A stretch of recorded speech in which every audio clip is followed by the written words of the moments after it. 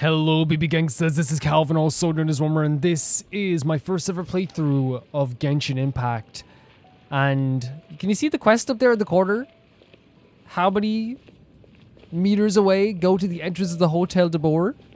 We're going back to Fontaine. And like when that quest popped up in this area where I have to go here, I was actually just, I was so over the moon. I was so over the moon. We're going to be doing this story quest today. And it's more than exciting.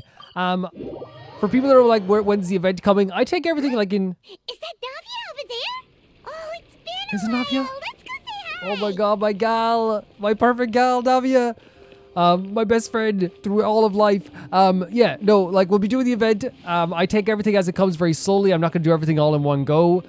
So whenever there's a big update like this where there's like an Archon quest, there's a banner update, there is a story quest and an event, you're going to be getting over the course of weeks. It's just how I do it. I don't like to like ever rush through things. I like to take my time. And there's always time to do it, right? Like if you look here with this quest over here, the Whirling Waltz, we have 11 days, right? Right now as recording, I have 11 days. Look at this scene, by the way. Look at this. Look at this. The fact that we have all these characters all in one go, I already looked at this in the last episode as well. Incredible. Absolutely incredible. I'm so excited to talk to our gal, Navia, to be the MVP of Genshin. I love her to pieces. Hello. Hey, Navia, what you up to? She's looking at the paper. Look, her... Shh. with her glasses on. Why the secrecy? Get lost, Monica! I don't want to see you back here until Oh you're my ready God. to wake up and start doing things properly! Jesus! Right now, you're a disgrace to my kitchen and to the Hotel de Boer name! Crazy. It was an accident. Oh my god, no one, poor Monica. I'm sorry, did you hear me asking for excuses? I mean, this is like how I see chefs on YouTube and stuff. No, I'll do better, I promise. Why is she so aggressive? She won't even listen to what the poor girl has to say. Yeah, it is kind of upsetting, isn't it? Hey, cut her some slack. Paimon! You gotta at least hear her out. Paimon getting so aggressive here as well. Wait! Honestly though, like, I'm kind of like really impressed. Look at Navi here. Look at this. Honestly though, I'm really impressed with Paimon. And again, Paimon's always stood up for, like, against people she thought was rude, Huh? right?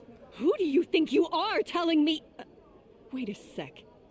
Navia? Like, no, legitimately, how cool is it that Paimon saw someone that she thought was being like, bullied, right, in this sense, and she rushed over. She didn't wait for us. She didn't wait for Navia. She said, I'm sorting this out. So, you're bringing backup now. Suit yourself! You're still wasting your time! Okay, what are you saying to Navia now? What did Navia do? It doesn't matter what you did. Don't be talking to Navia like that. What happened, Navia? Look at this sweetheart. Savannah, is this how you always treat your staff? You tell him, yeah. That's a horrible way to treat your staff. My staff is right. I'm the one in charge here now. And last time I checked, the Hotel de Boer doesn't take orders from the Spina di Rosula. Jesus. Her anger levels, they started like 20. Of course. How you run your kitchen is none of our business. But when a member of your staff is so overworked he becomes gravely ill, that most Whoa. definitely is our business. We're going to stand up for him, whether you like it or not. What? Someone's been overworked. That's not good at all. Overworked? I've said it before and I'll say it again. If Fermon can't handle the job, then tough luck. What there are we plenty doing? of other capable people I can hire instead. Savannah, what are we doing? You know? Navi's having a conversation here. You're raising the levels higher than they need to be. But Philmont can do the job, he just... Monica, back inside, now! No, Savannah. That's not an object. That's a person. But you said Yeah. I shouldn't come back until... Just do as you're told, and not Jesus. another word out of you. Come on, we have work to do. That's a human being you're talking to, Savannah. So someone's being overworked to the point that they're sick? What a horrible person. Paimon, I'm so proud of you, by the way. I'm so proud of you. I'm almost proud of you, but like I'm so proud of you in this incident as well. What an amazing moment for Paimon as well. Sorry. Looks like I've dragged you into some drama again. Oh my god, Navia, never ever apologize for that. Whatever drama you have is our drama. So who was it? Who was Her that? name is Savannah. She's the new head chef at Hotel de Boer. I love the accent. I'm sorry, I'm going to be gushing about Navia. She's one of my favorite characters. It's going to happen. If you don't like that, it's probably good to click away now.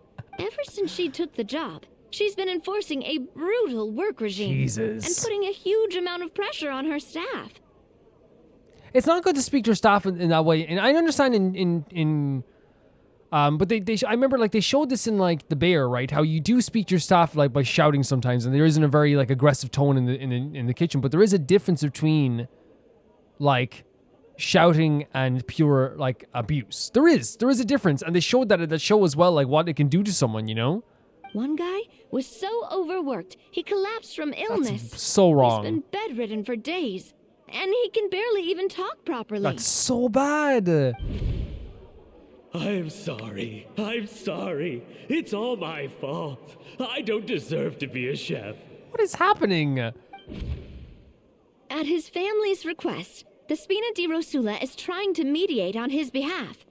We're not exactly making a ton of progress, as you Right. saw. Well, like, it's hard to negotiate with someone when their levels start at 20. You know what I mean? In terms of their, like, aggression. It's hard. Savannah is adamant that Vermont's exhaustion and illness have nothing to do with her or how she's been running her kitchen. She's refusing to have any kind of meaningful dialogue with us. Wait, so I wonder if there is a possibility that that could be the case of what she's saying. But, like, again, what Navi is saying here, right, is that... How do I say it? What Navi is saying here is that, like, you have to have a dialogue about it then. Explain what's happening then, you know? Our next thought was to talk to the other chefs at the restaurant and get a better idea of their working conditions. But with Savannah watching them like a hawk, no one has been willing to open up. Right, okay. And that's why I'm here, doing it the old-fashioned way. Camping out, watching, and waiting for an opportunity. So you're waiting for Savannah to leave, and then you were going to approach Monica, and she was doing it in disguise as well.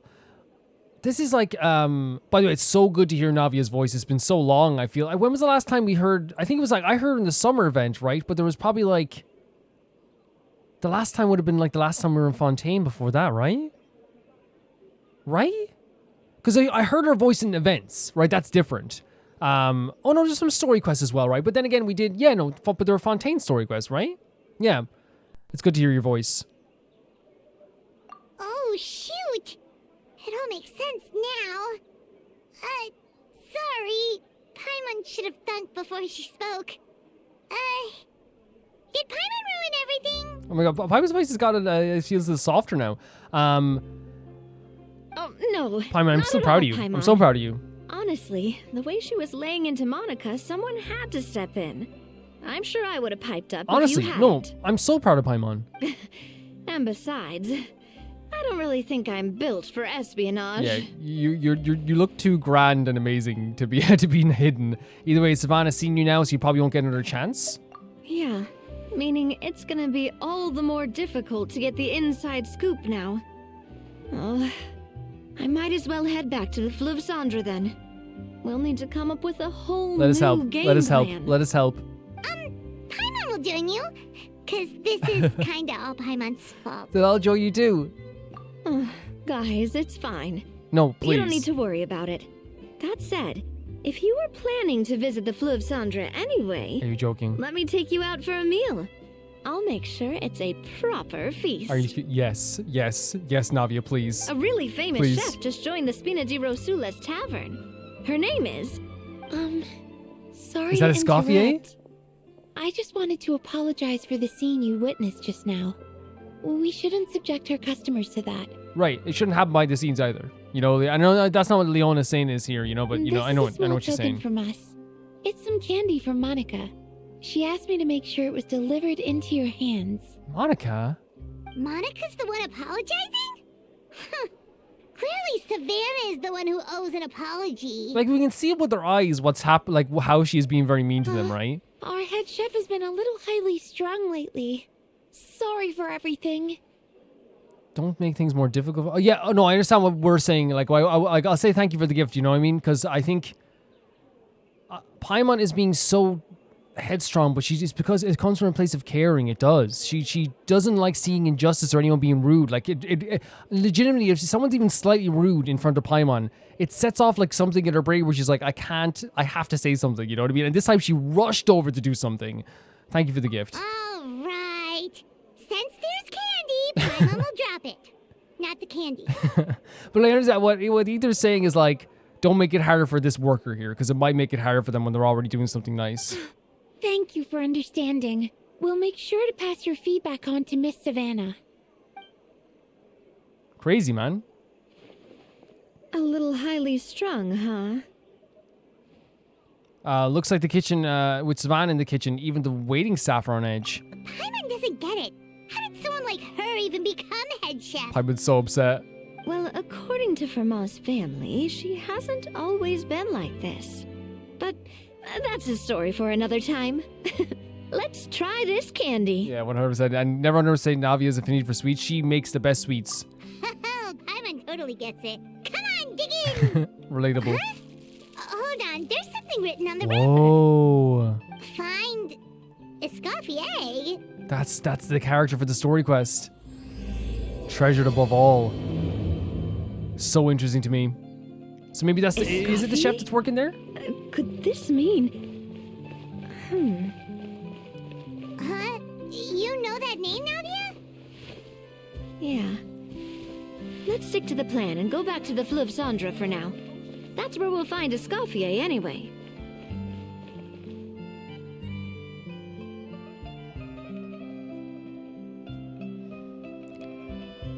Whew.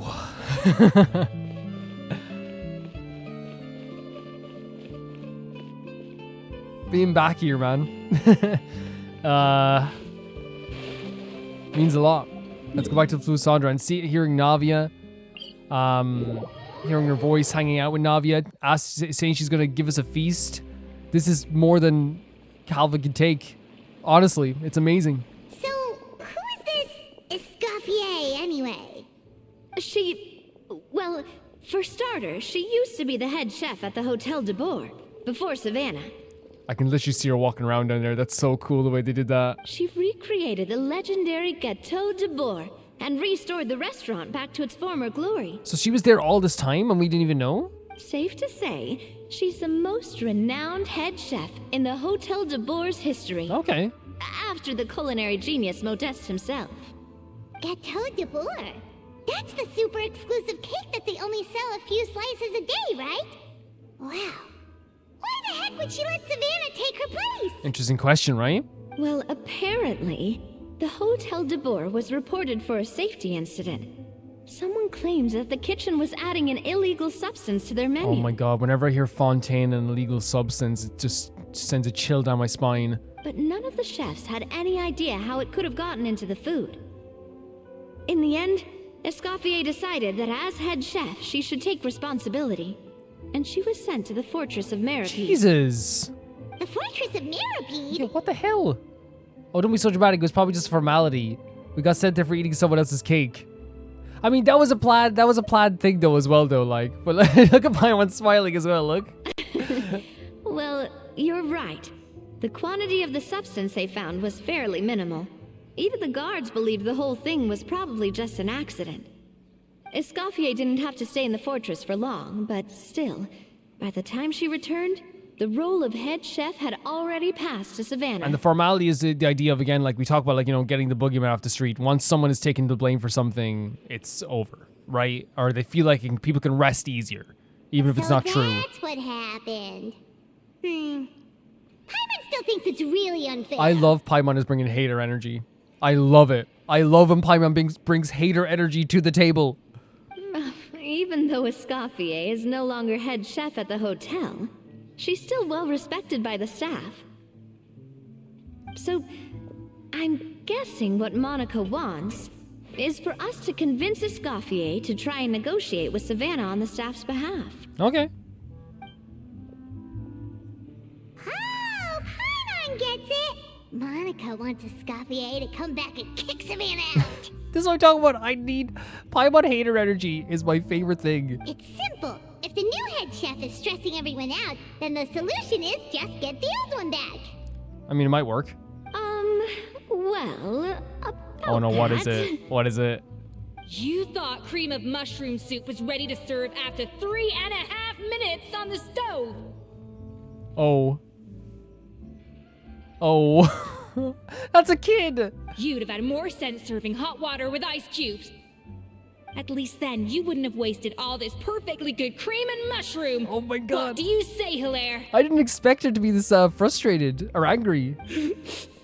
I'm sorry, Cream. That's a kid. I'm sorry, Mushroom. No, no, he's saying sorry to the freaking ingredients. As you That's can a baby. see, Escoffier is that kind of chef as well. Right, so how has the Hotel de Board made it this far? I'm lost for words. I mean, like, the most famous chef in the world is literally famous for being aggressive with his staff. You know what I mean? Literally in our world, the most famous chef in the universe. And then the most, like, renowned chef that's famous as well is also famous for that too, right? You have to leave it on the heat for long enough to allow those It's a cool flavors the outfit. chance to come out. Don't be fooled by the aroma when the water first starts to boil. Got it? That's a baby.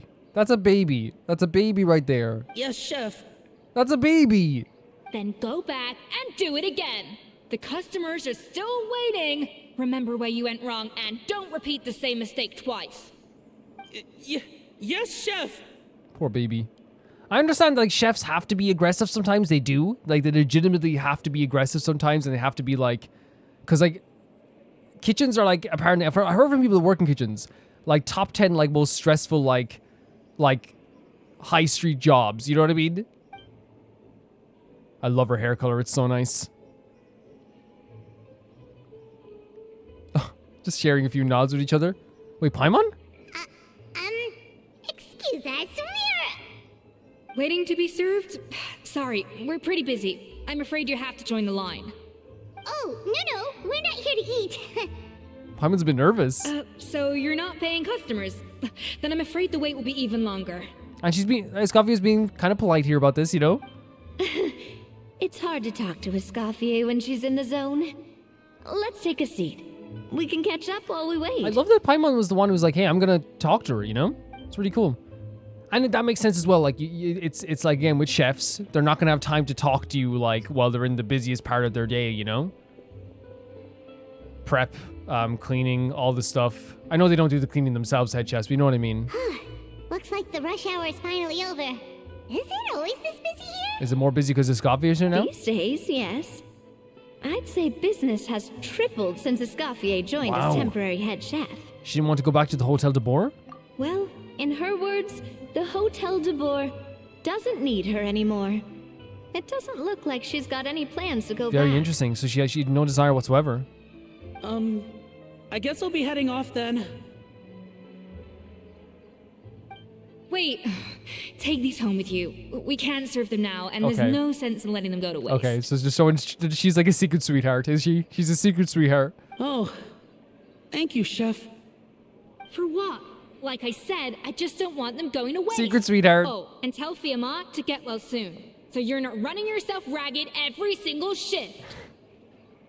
There's a sweetness to her aggression, and we can see it here. There's a love heart in her freaking eyes, for God's sake. She looks amazing. She just like an amazing hairstyle. Like her hair is like the most striking feature of her, I think, as well. Maybe it's just because like the orange tone, but it's clear here that okay, I understand. We talked about. We understand what chefs have to do in the kitchen, right? I was just alarmed because it was a baby, you know. And I say baby, it's a kid, you know, but you're already a baby. And like he's also saying, look, and even this here, right? Like the line here, tell him to get well soon, which is, it feels like she's also like trying to say get well soon without being too like mushy, and then also worrying about him as well by saying, hey, so you're not running yourself ragged all the time. You know what I mean? Fiamma. That's the second time we've heard that name. Who is that again? I'm not. You guys see that too, right? That's what we're getting from the dialogue there. Like secretly, she's hoping that he gets well soon, while also hoping that this kid doesn't have to run himself ragged all the time, right? Secret sweetheart. He's the chef that fell ill from stress. Hilaire is his son. And with Mom stuck at home taking care of Dad, No way. he decided to pick up some work to help Stop. pay the bills. Escoffier knows their situation. Stop. So she's been making some extra food every day for him to take home. No. The kid has to pay the bills. Hey, I heard that, Navia. Oh my god. Oh my god. I think this could be very, very interesting. I've told you before. No one's making extra food. Hilaire is making blunders in the kitchen, and I can't serve his failed dishes, so he might as well take them home. We have a secret sweetheart, everybody. Yeah. Failed dishes that just so happen to be nutritionally complete every It single looked amazing. time. It looked amazing.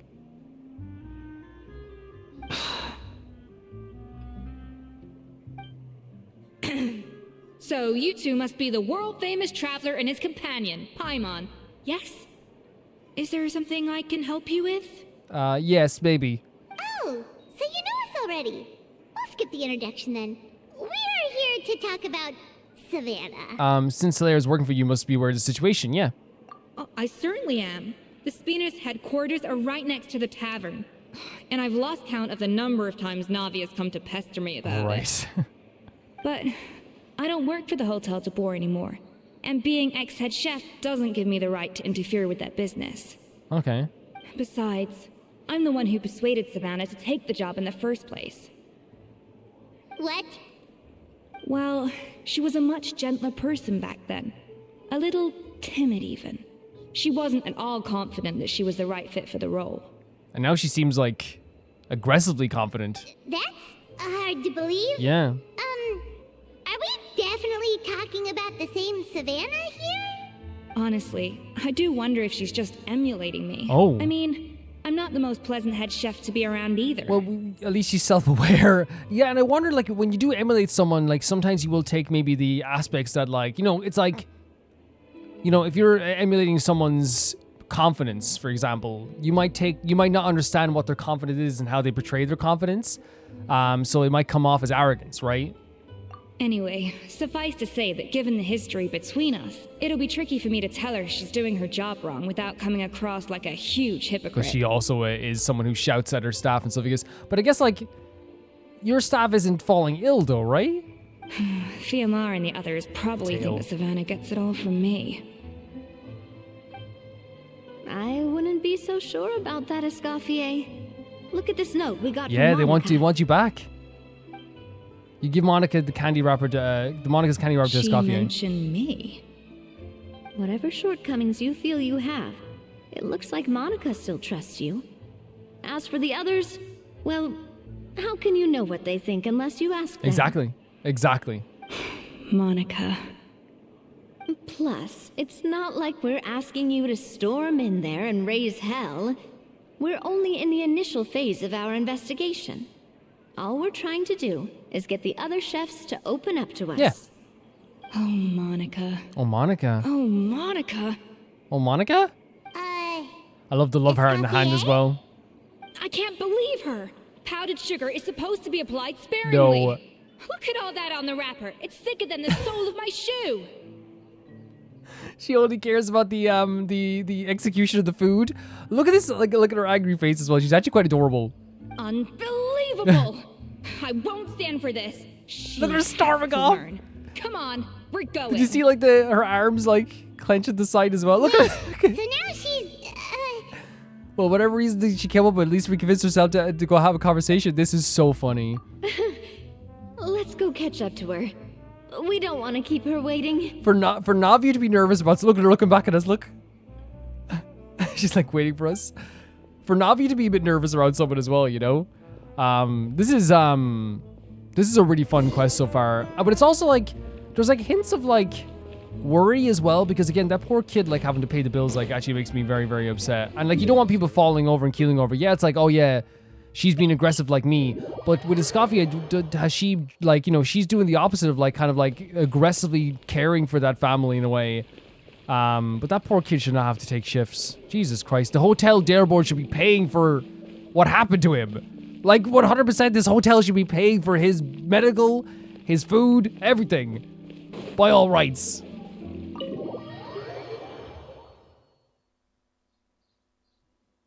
Wait, she looks like... I'm sorry. I'm so sorry. Oh my god, she's running. Navia's running too. Let's go. That's so interesting they didn't just do a cutscene. They had us like run with her. I'm so sorry. I messed up your order. Oh, I wouldn't go that far. Maybe the taste is a little off, but if you hadn't brought it up, I don't They're think I so would have afraid to make noticed. a mistake here as well. But please, you have to forgive me or Chef is gonna... I think he already... Okay, I know. No, no, kneel before no. you. That's such a bad environment to be in. No, no, no. What the heck? Get up, Monica. Can't you see that you're just making your customer feel more awkward? I mean, but still, like, the fact that she even feels like she has to do this as well, though, is a worrying thing. Escoffier? If you want forgiveness, then do what any self-respecting Yeah. chef would do. Make the dish again. And this time, get it right. You cannot go begging your customers to feel sorry for you. I mean, it worries me that she even feels this way in this place, right? But what Escoffier is saying as well, again, I only watch chef shows. I'm not a chef. But that's like the thing, you make it again, right? You make it again. Oh my god, Monica. Savannah said that I'm not allowed back in the kitchen until I've corrected the my hell? mistake. But if I can't go back into the kitchen, I can't do the dish over. This is so sad to me. That's some It backwards is. logic. How can you fix your mistake without being allowed to cook? If this is what Fermat had to put up with, then no wonder he had a breakdown. Yeah, he had a breakdown and he literally cannot pay his bills without his son working. We apologize for interrupting your meal, sir. It's fine. With my layman's palate, it's not like I can tell the difference anyway. I was actually quite enjoying my meal until she appeared out of nowhere and started God. apologizing. Gave me a bit of a fright, to be honest. Bro was like, this is the best soup I ever had. I'm sorry. She comes up and says, I'm sorry, you know? Oh, well, it's because Chef Savannah tasted a bit of the leftover soup from my pot and then threw me out of the kitchen. This is a lot. Gosh, that's pretty strict. Has she always been that way? I don't recall things being like this when Escoffier was head chef here. I gotta say, you're all looking a little worse for wear these days. Like, what's crazy is, like, it's not even that they're fearful of making a mistake here, right? Because that's normal, I think, in a kitchen. You make a mistake and your chef goes like, what the hell is this? We're running a tight ship here. What is this? But from this perspective, it's like, they're traumatized by, into not making a mistake. And again, I know I'm talking about the bear, but there's that scene in the bear that I'm not going to spoil it, actually. There's like, I'm not going to spoil it, but they're like, there's a difference between like traumatizing your staff and like the shouting that goes on in a kitchen. Because apparently it's apparently normal in like a very fancy place. It's apparently very normal. Not that I agree with shouting at any workers. I want to make that clear, but I'm just saying it's normal from what I've seen from kitchens. I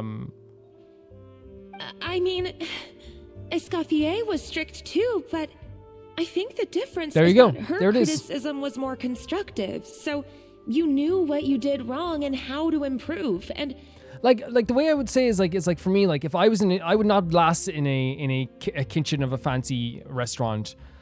Because I would not be able to take people shouting at me all the time. And I'm not saying it's right that they do shout at people or that they get aggressive at people. I hope that doesn't make it sound like that, because like I always look at them like, man, I would not let anyone shout at me like this. Are you kidding me? But like apparently it's just like a very regular thing in like the biggest chefs in the world's restaurants. Apparently, I don't know. It just is, and it's the ones who like get like those Michelin stars and stuff like But not, I don't think. But also, I don't know. I'm not in the kitchen, so I can't say. we all knew that it came from a good place.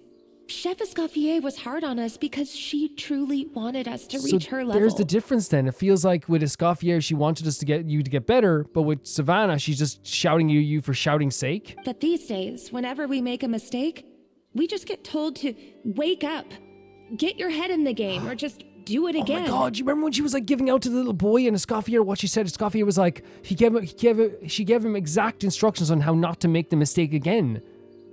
They showed that there. And it's only gotten worse since word got out that Chef Escoffier had started working again in the Fleuve Cendre. Monica, you don't need to call me chef. I'm not the boss here anymore.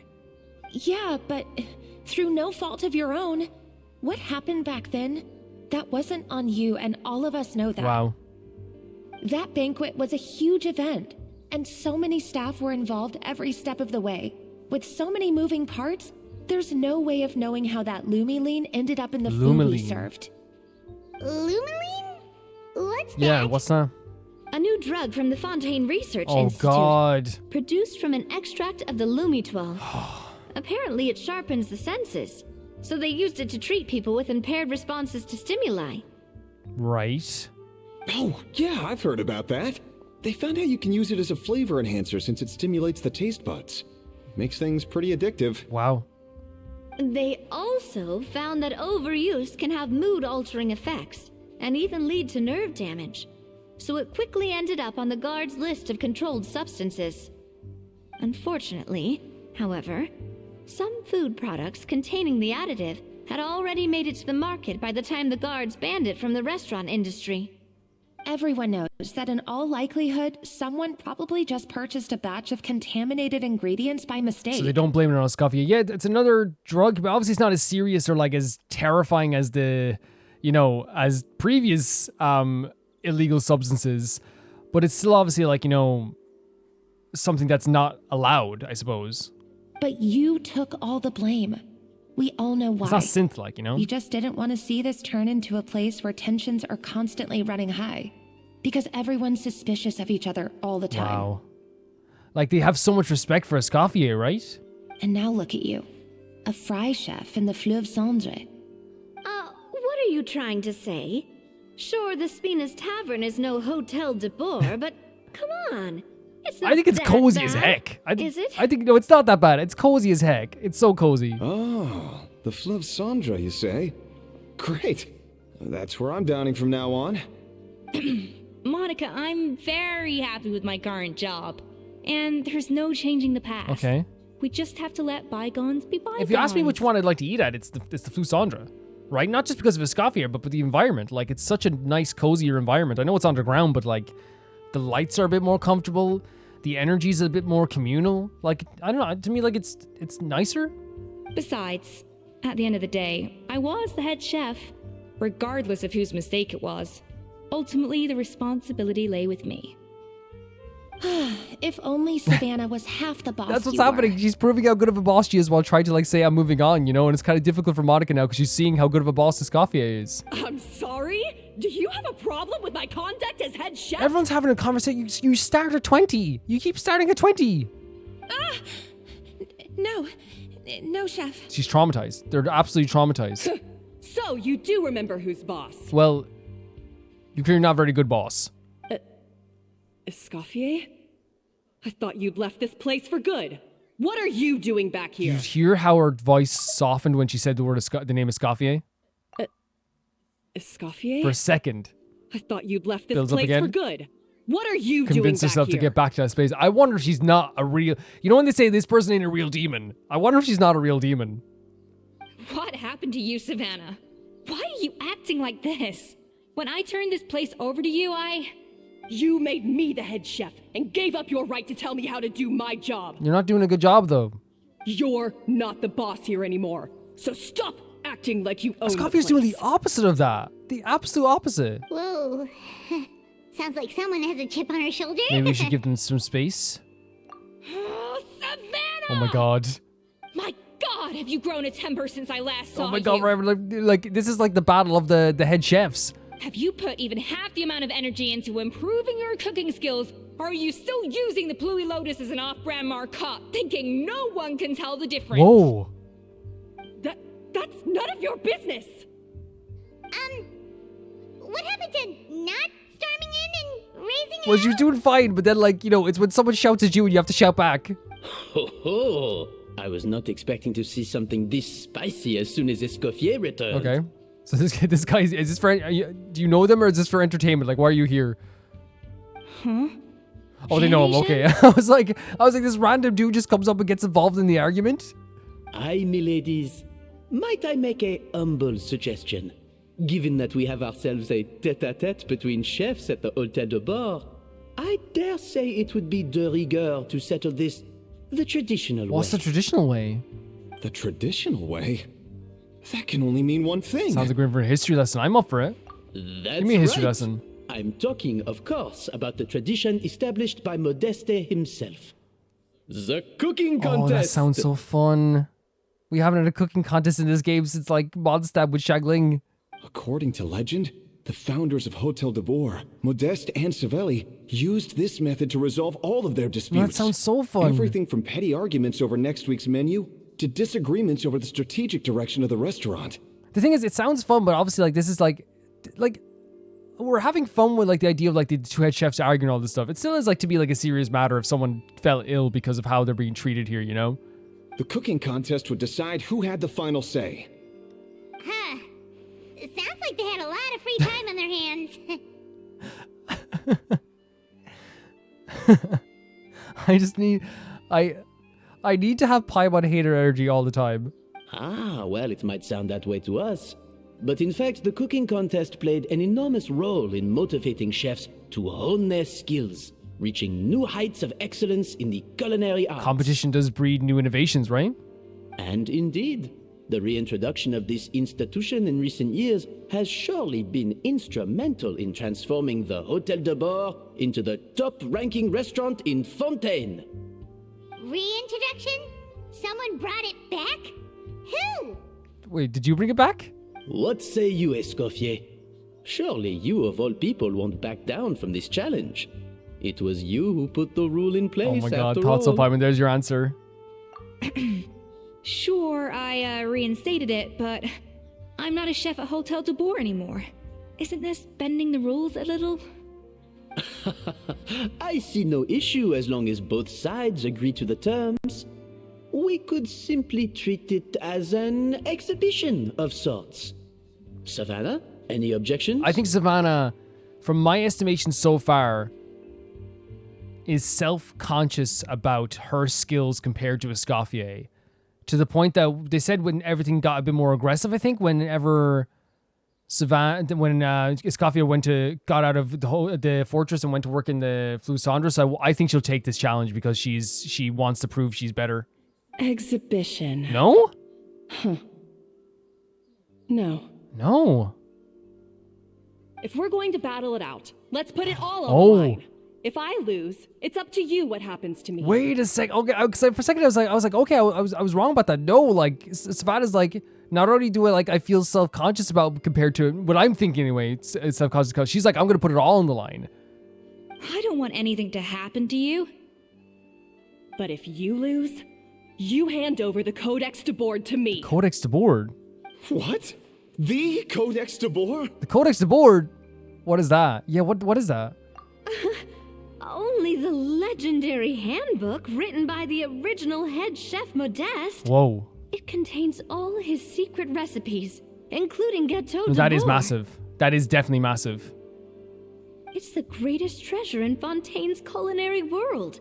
And only the present and former head chefs of the Hotel de Boer have the right to read it. Like recipes in cooking and whether through families or generations, they're a big deal to a lot of people, right? And while to us, it might not be that big of a deal, this is a famous chef and with his famous, recipes and all the secrets that come along with those recipes. To people who cook, I can only imagine that's massive. Present and former. Wait, but that already includes Savannah, though. What do you want that old thing for? You have your own copy, don't you? Don't take me for a fool. You know perfectly well what I mean. What does she mean? I want your copy. The original version. The one you took with you when you left us. Oh, see again, it's like this thing. She wants this she doesn't just want the recipes. She wants the sentimental and the figurative and spiritual, symbolic, I should say, idea of taking the original. I'm sorry, I must be missing something. There's no difference I think she between sees the it as original symbolic. and the copy, right? They contain the exact same recipes. I think she sees it as symbolic of something. Stop trying to change the topic. What's wrong, Escoffier? Scared you're gonna lose to me? Or are you scared of me getting my hands on the original She's so worked up, Codex? Savannah, isn't she? So worked up. Savannah, you may remember that we gave her the original as a parting gift to thank Escoffier for her years of Oh, service. nice. Asking for it back feels a little, Oh, I'm sure it won't be an issue, as long as both sides agree to the terms. God. Those were your words, weren't She's very they? bitter. She's very bitter. And as for the Look at the shop. contest itself, let's make it a bake-off. Gâteau de Boer, per the recipe in the Codex. Oh, look at the Well, shop. Escoffier, you against me. Are you in or out? You sound surprisingly confident. Alright then, let's see how much you've actually grown. Palming with the hands on the hips. I hope you surprise me, Savannah. I'd hate to find out that all you've learned after this long is how to chew people's heads off. Believe me, I'll show you. She's so bitter, right? Escoffier, are you sure this is a good idea? You accepted her terms a little hastily. Oh, it'll be fine. Let's head back to the Fleuve Cendres so I can get prepping. Right. So the reason I said it's sorry, I was talking like a lot because like I found the whole conversation so interesting there. But again, you guys know I'm a yapper. To me, like it seems like it is symbolic for her, that idea of the recipe book, right? It's not this idea of like I want like, because they are the same, they have the same recipes. But I feel like the way they're talking about it is that whenever Escoffier got out of prison, it got worse. Is that what I think? That's what they said. I could be wrong. It got worse with and like it only got worse the way she treated people. She's trying to emulate Escoffier in a way, but doing it in the wrong way. It seems like she's being aggressive without any motivation or constructive criticism, which leads to people making mistakes again and again because they don't know what to fix with their mistakes.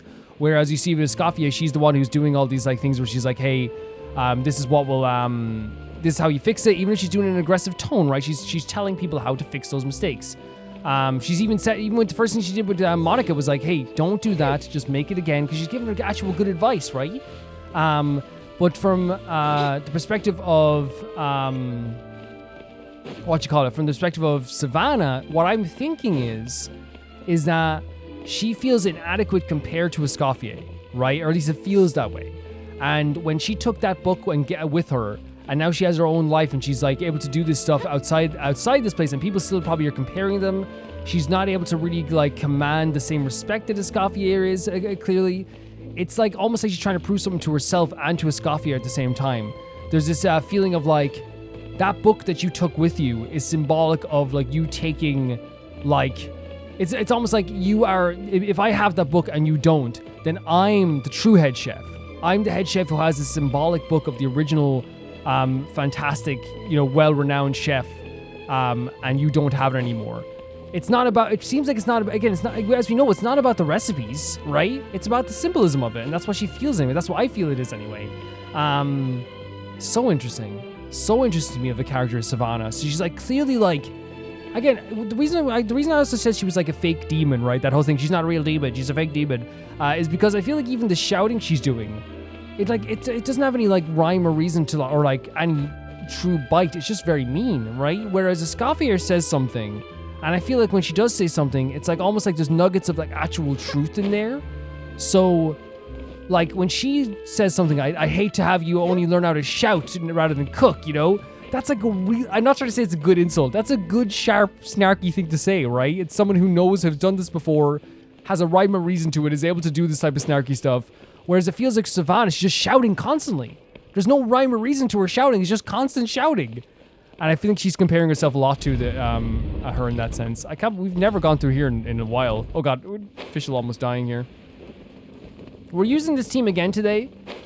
Because I didn't get to fully utilize Eula, and she did a battle and she did fantastic, and I feel like she deserves to be here as well.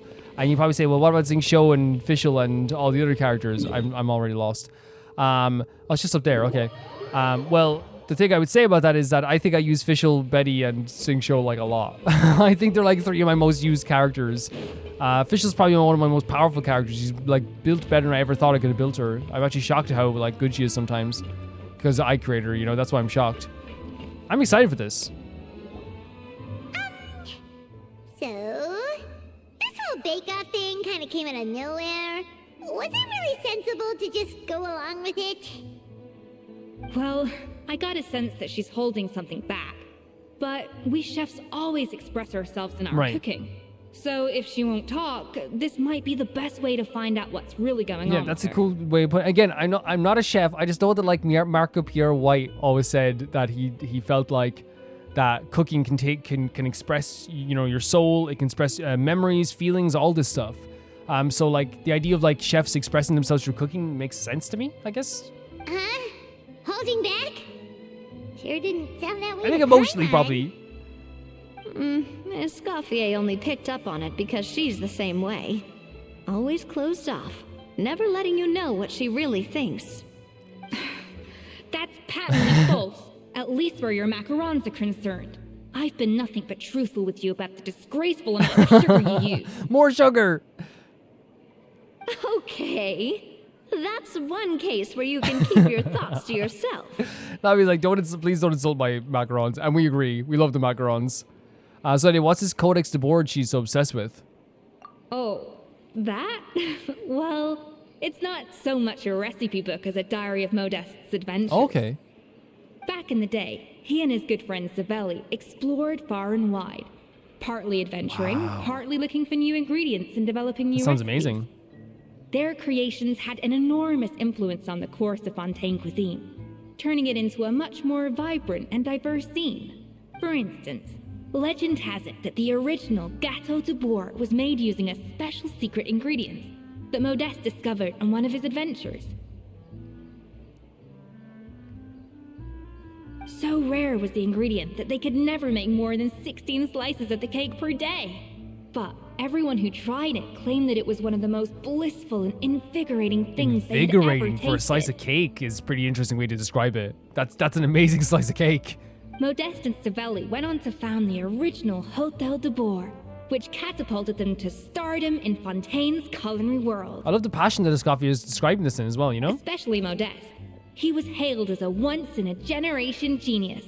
And over time, the recipes from his adventure log became known as the Codex de Bourg. I love this. I love how passionate she is about this. Paimon's heard this kind of story before. Armed with the Codex, the Hôtel de Bourg took its rightful place as the finest restaurant in the land, serving those recipes for centuries to come. Something I like adore that? Paimon so much. What? No, of course not. Cooking is a constantly evolving art form. How could any restaurant survive if they only served food that was popular last century? Anyway, never mind centuries. Savelli and Modeste parted ways not even 10 years after their rise to fame. Then, Modeste passed away while he was still in his prime. Oh, wow. And that was it. The end of the Hôtel de Bourg's heyday. It fell into decline, and for most of its history, it was just a nondescript place with a couple of cheap tables. It's only in recent decades that it started recovering. Even then, it still took numerous relocations and changes of management before we finally ended up with Vanigem and the restaurant we have today. Honestly, like a really interesting story as well. Like, and again, like we're saying, like I always love hearing, especially Genshin characters talk about something they're passionate about, and you can tell the passion Escoffier has. Oh! So the Codex really isn't all that, then. Paimon figured it was like one of those mystical books they have in Liue's martial arts novels, where the main character learns all their secret powers from. Paimon's like, she's always funny, but she's so funny in this story quest. Yes, well, that's fiction, and this is reality. You can't meet the tastes of modern diners by following some ancient recipes from I think a it is interesting though that you still have to innovate, right? You can't just go like, oh, here's the recipes. It's more symbolic, right, as well. But like, yeah, I don't think like storybooks are well, to Escoffier they might be, but we know that storybooks are very much real in some cases. Case in point. Even the Gâteau de Bourg they sell now is actually Escoffier's reimagination. Okay. Wait, So it's not the actual recipe itself. why though? Didn't that recipe make it into the Codex? It did, but like I said, it's a dusty old book now, and the records aren't as legible as they once were. Not to mention that there's no way of finding the secret ingredient Modeste wrote about. So, reimagination is right. I consulted some historical records and took what I could from the Codex. But ultimately, the Gâteau de Bourg of today is my own recipe. Well, that's awesome though. You know, making it your own as well, right? As for why we gave it the same name and kept the tradition of only selling 16 slices a day, well, you've got Vanigem's business sense to thank for that. I wonder if like it just gives people. You probably do, no, it probably does. It gives people a sense of urgency, right? Like people are like, oh, I have to get one. If they run out, you know, it's like scarcity bumps up the prices. Oh. Huh. Well, that kind of takes all the mystique out of it. It's a marketing thing, right? I mean, it is smart, you know. Hey now, it might not be the original Gâteau de Bourg, but it's still the most delicious cake in Fontaine today. And who knows? Maybe Escoffier's version is more suited to your palate. Just think, if the original truly was the perfect cake you're imagining it to be, there's no way the recipe would have been lost to history, right? Not to mention that the Hotel de Boer never would have fallen into a slump. Interesting. So what Navia's saying is that like it's like while it might be perfect through stories, it might not be perfect if you actually ended up trying it. Anyway, before I left my role as head chef, I made a copy of all the recipes from the Codex, including my own improved versions, and turned them over to Savannah. So why is she so interested in the original copy? Could it be a symbolic thing? Like, whoever holds the original Codex de Boer is the true head chef? Well, it was clearly precious enough to give to Escoffier as a parting gift. Meanwhile, Savannah only got a copy. Yeah, I was thinking it was symbolic as well of something emotional, right? Something emotional in Savannah's head.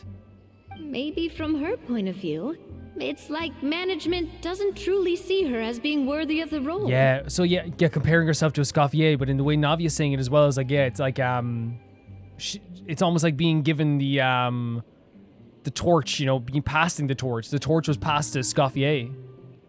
You think so? The only thing is, it was her suggestion to give me the original in the first place. Well, a joint decision by her and Venetian. Interesting. But still. What? Huh. Guess she's had a major change of heart since she became head chef. Maybe she didn't think Escoffier was coming back to work in a different role, you know? Maybe she thought she was maybe done cooking. Who knows? We could speculate forever. Better to just let our gâteau do the talking. Let's go. What does that mean exactly? It's let the cake do the talking, right? It means besting her in this bake-off, and then getting her to explain herself, even if I have to beat it out of her with a spatula. You don't mince words. I just like imagine her like coming in with a spatula and chasing her up the stairs. However much she's changed since we worked together, I believe that she still has her chef's pride. And if she respects the art, she'll respect the outcome of our contest. Right. Well, I'm confident that you and your spatula can get justice for Fremont. All you need to do now is win the contest. But that should be a breeze for you. Let's not get too ahead of ourselves. Gâteau de Boer is very complicated to make. Usually, it takes 3 chefs working in tandem to cover everything. Now, if I had to push it, I could probably do the work of 3 chefs myself. But I'd prefer to play it safe if I can find a couple of assistants in time. Well, that's easy.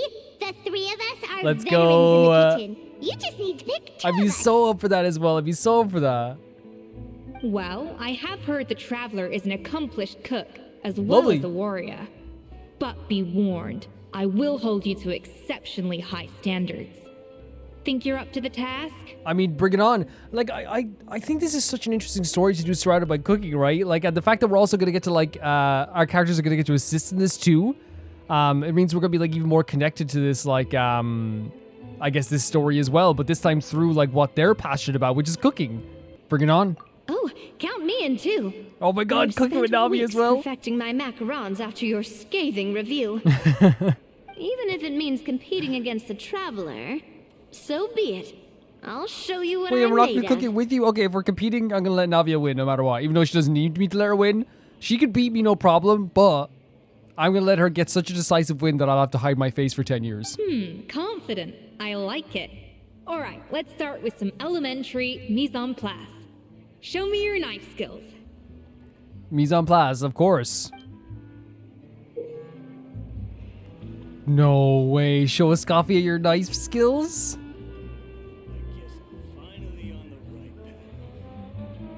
Use normal attacks to cut the fruit. It seems she will collect the slices and process them into some sublime substance. We're actually gonna get to do the freaking minigame? I've always called it chopping stuff up, not mise en place. But it's basically the same thing, right? No way. This Navia. is so fun. The difference in your case is that mise en... I got 4. Looks like you found that easier than I expected. Maybe it went too fast as well, though. There's the knife from her burst move, right? Yeah, Thankfully, it was pretty straightforward in the end. You made it sound like we'd be carving statues out of fruits or something. Paimon with a knife is so, like, adorable for some reason. Look at her. Well, brace yourself, because the next step is anything but straightforward. I'll be using this cold press to extract flavor compounds from the ingredients. What's a cold press? A kind of special food processor I got the Fontaine Research Institute to make for me. It uses cold temperature extraction to isolate the essence of cooking ingredients. Okay. Which can then be used to flavor dishes more precisely. Interesting. But this isn't exactly standard kitchen equipment, so that probably didn't make a whole lot of sense. Let me give you a demonstration instead. Whatever you can give us. Display your mastery with the cold press. Tap your elemental skill to accelerate the cold press progress and use normal attacks to let it do the work. I love that we're getting to freaking do this. It seems like the special substance extracted from the plants might come in handy here. So we have to tap our elemental skill and we accelerate the process, then use normal attacks to let it do its work. Okay, let's hope we can do this well enough. Let's hope this is something we're able to do. Custom-made equipment from the We're Fontaine playing as Research Escoffier. Institute, huh? That's some pretty high-tech food prep. Paimon's never used anything this weird before. Cool. Cool, not weird. Sorry, I wanted to let them speak before I did anything. Is that what we have to do?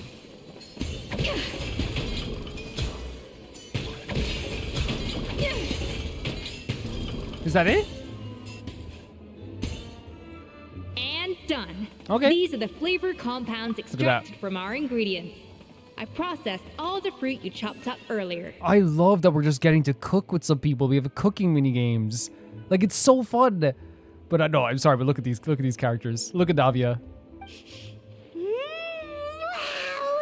Even the smell is so much more concentrated. What next?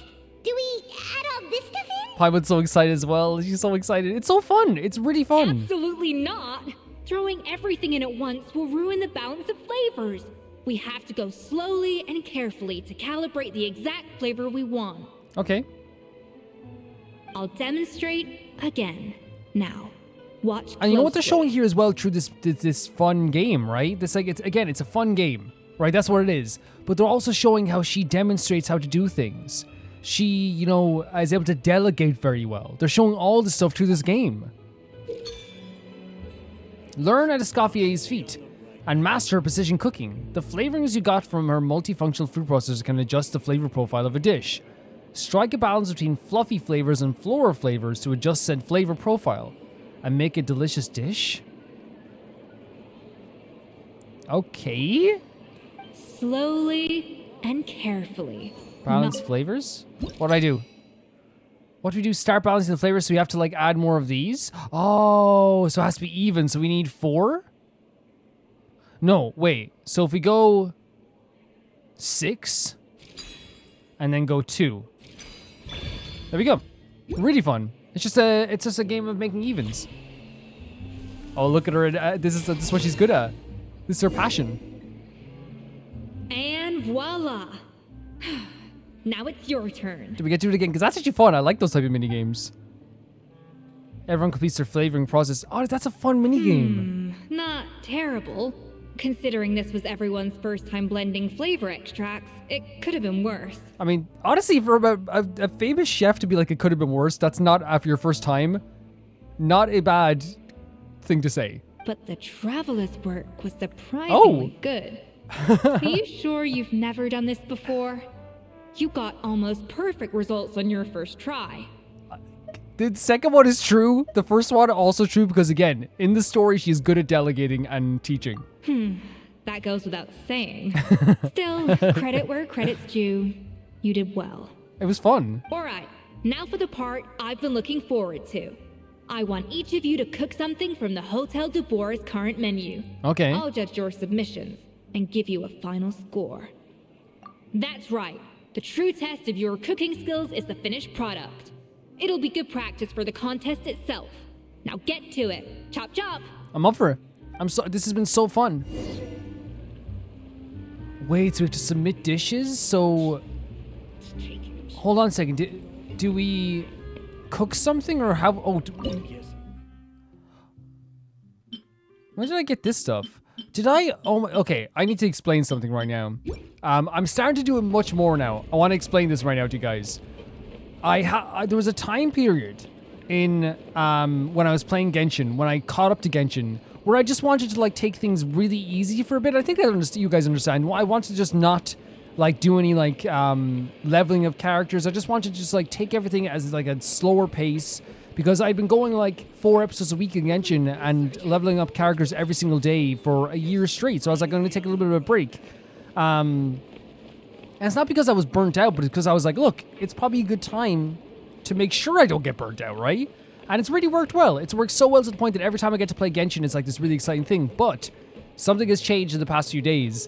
I've gotten this craven. I think it was ever since I got Navia. I was like, I have to freaking start leveling characters again, and I want to really badly. So I'm back to playing Genshin more regularly. I'm back to like playing it like every day or every other day. So like I really feel like taking that short little break was probably a good idea to prevent myself from ever feeling burnt out, especially when we started Honkai Star Rail, because I've never felt the feeling of being burnt out. Yeah, I know it's only been a year, but I think that slight break from doing all this stuff, and the reason I'm saying that in the menu here is because like I don't think since like Natlan, I don't think we've opened a lot of menus. You know what I mean? Like this for the cooking stuff. So that's probably what that stuff is all there as well. So let's try and present these How's it going? treats. Have you picked a dish yet?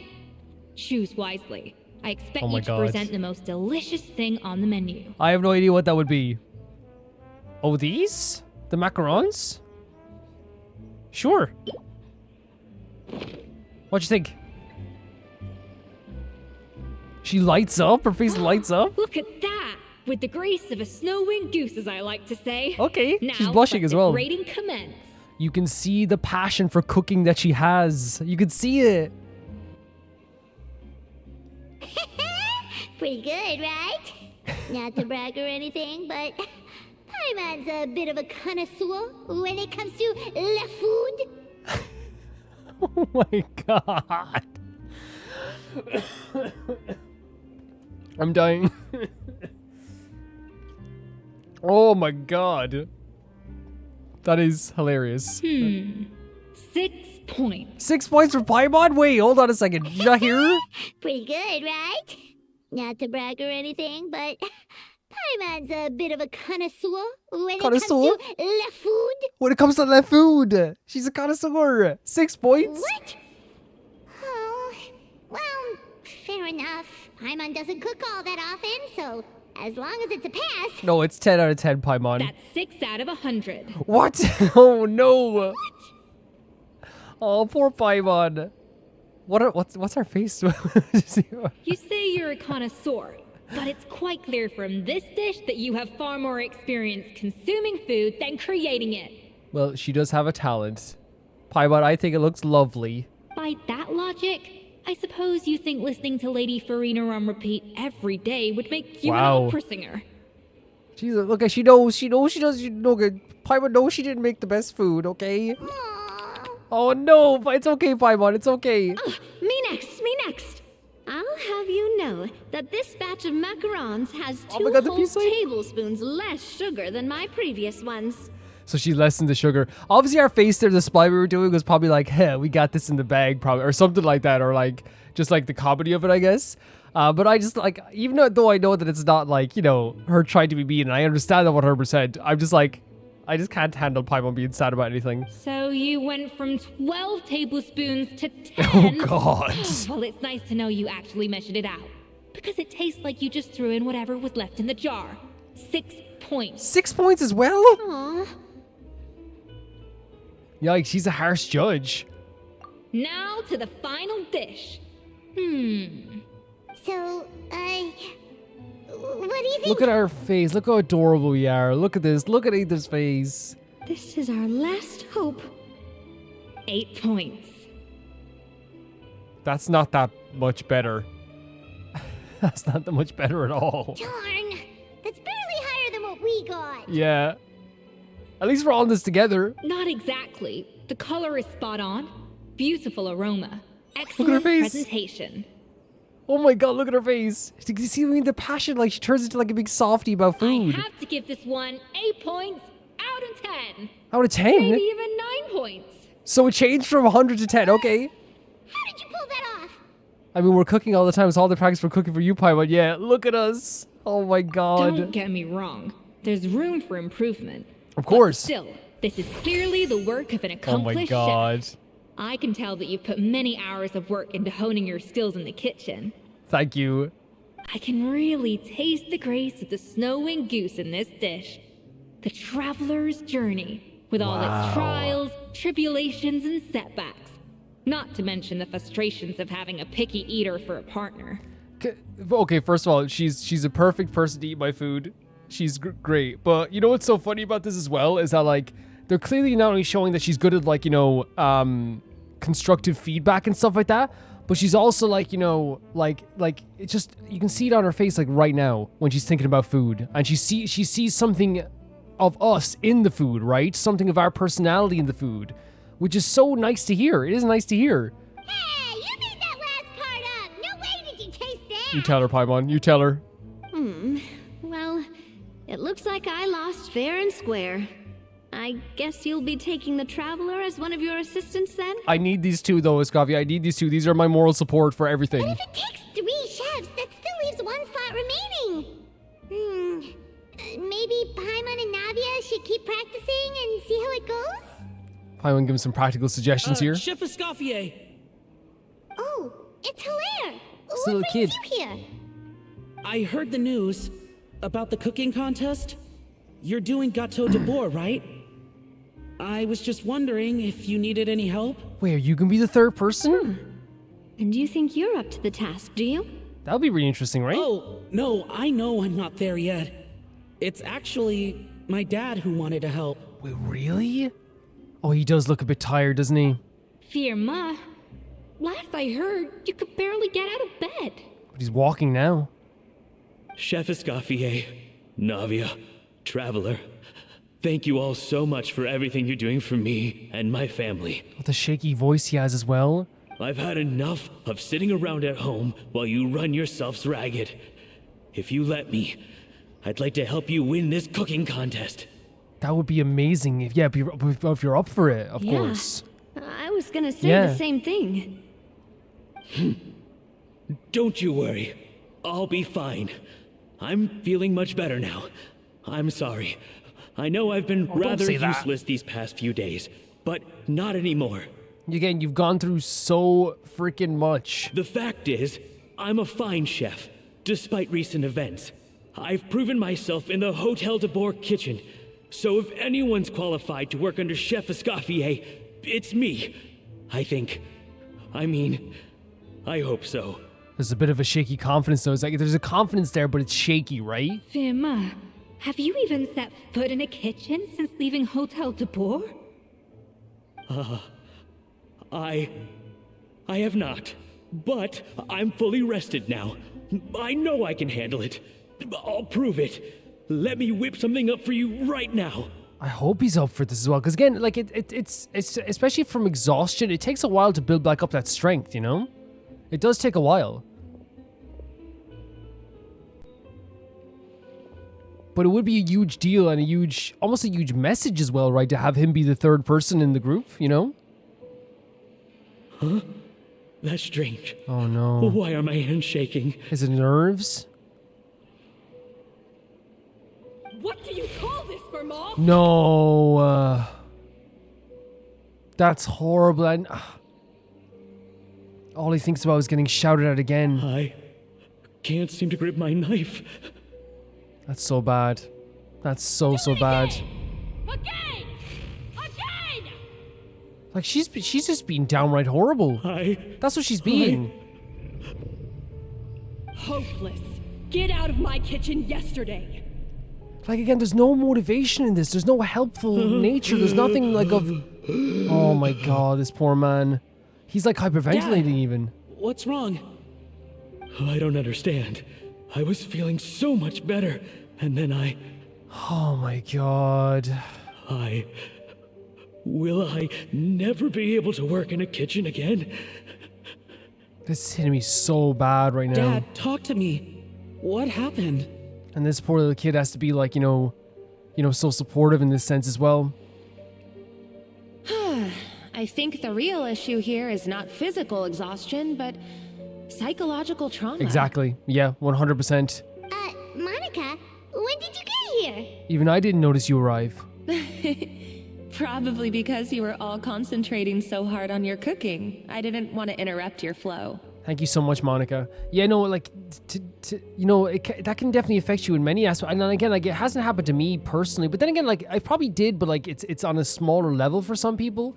Whereas, like, I don't know if I want to do this thing again because I will get scolded for messing up again, right? And that's like something like, again, you look at the difference with Escoffier, they're showing this so well, right? The reason why everyone took a lot of the shouting from Escoffier is because amidst the shouting, there's corrections and there's ability to do better. You know what I mean? There's the it's like a coach for like a football team or a volleyball team or a basketball team, right? It's like, yeah, he shouts at us. Yeah, he like tells us, hey, like, okay, if you fail, go around, do 20 laps or whatever. You know what I mean? Yes, he does that stuff, right? But he goes like, he tells us how to correct our volley. He tells us how to correct our defense. Like, he's shouting how to correct our defense, and it's like, okay, but at least we get results out of this. You know what I mean? I hope I make it clear. I'm never a big supporter ever of people like shouting or roaring at people, right?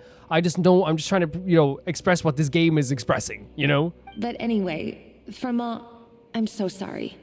If only I'd known how serious your situation was, I would have stood up for you sooner. There's no way to know, especially when you're all under the firing, squad, You have nothing to apologize for, Monica. During those long nights of redoing every order, you were the only person who looked out for me. Without any insight into what you did wrong. Oh, come on. All I did was make you some tea. Which can be everything, Monica. I doubt it was much help. Savannah was so ruthless toward you. I probably should have brought you something stronger. A cup of tea being handed to you can mean so much. She sounds like the worst. All right, another Savannah horror story. Let's hear it. Paimon is big hater energy. She's been getting harsher and harsher on us ever since she heard about Escoffier's new role in the Fleuve Cendre. Seems like no matter what we make, she'll find something wrong with it. What is this?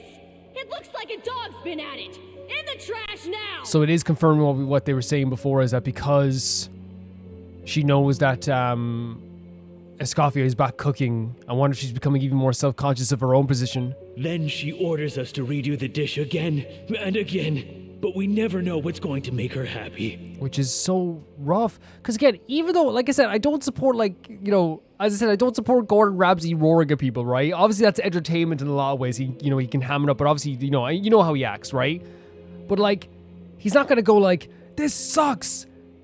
Do it again. And you'd be like, what's wrong, He goes, it's too salty. It's not seasoned. It's this, It's raw. It's raw, I mean, like, there's something of a correction here. Again, it's hard to say because, again, I wouldn't be able to take the shouting for me personally. I wouldn't be able to take it. I'd be shouting back. I'd be fired. Do it again, do it again, do it again! It's horrible. Absolutely horrible. Every time you remake it, you just get another earful from her. She's like it's almost like she's like I don't know, like she's almost on autopilot. Again, like you said, she starts at 20, the level 20. Straighten yourself out or get out of my kitchen! You know what I mean? There's no like low tone for her. The one time she did have a lower tone was when she said Escoffier. Just picking up a kitchen utensil gives me flashbacks of her yelling at me. Horrible. Absolutely horrible. Oh, man. That must be awful. The more I want to get it perfect, the more my hands shake, and the more scared I am of making another mistake. That's not how you correct mistakes. It's just not.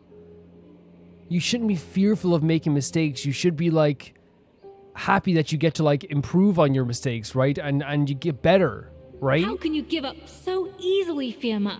You weren't a quitter when you were working for me. It's a psychological damage, clearly. And even under Savannah, you talk about working late into the night trying to perfect your dishes. That says to me that you still hadn't lost that determination to prove yourself. What changed? Trauma. I don't know what's come over me. When I think back, I just remember feeling like my heart and my hands were growing heavier and heavier as the shift went on. Each time I had to redo a dish, my heart sank a little further. Maybe Savannah was right. Maybe I am just hopeless at He's this. given into the stuff that she said about him. Oh. I see. That kid has to be so supportive. Well, it sounds like there are some deep issues at work here. Ones that won't be resolved by merely seeking compensation. Right. I will win this contest, and after that, I encourage you to approach Savannah and talk this out. If Savannah is in the state to be able to just, because right now you can't even talk to her. Like we said, she starts at level 20 in terms of her anger. What if you can't find another assistant in time? Clearly, I'm in no state to help out. You think being one person short will ruin my chances? Let's not forget, I taught you and her everything you know. Even if I had to go it alone, I would present the perfect gâteau. Oh, well, Paimon and Nadia will still keep practicing, just in case. Like, hey, what if we just keep it on the side? And so will I. Look at this little guy. So determined. Why don't we bring Alera on as well? Monica? Yeah. And if worse comes to worse, we can always get the Spina di Rosula to put out an emergency call for chefs. There's gotta be someone out there, right? I know it's far away. Like, the last time we saw her, she was in Liyue, right? But, like, genuinely, like, you know, would it be so cool if he sent out a call for Xiangling, right? That would be insane. Actually, I thought maybe I could help. That's sort of why I'm here. Right, okay. What? Yes, even Escoffier's taken it back by this. Why didn't you say so? Oh my god, she's so happy as well to I have her was work with going her. to, but then, well, this is the first chance I got. You do this for us? Thank you so much, Monica. All right, fine by me. But aren't you still working for Savannah? Joining the other side seems like a guaranteed way to put your future employment in jeopardy. That's not wrong. Not wrong. I know, but it's all right. I've made up my mind. With the way things are, I can't keep working for Savannah much longer anyway. Unless I want to become the next Fermat.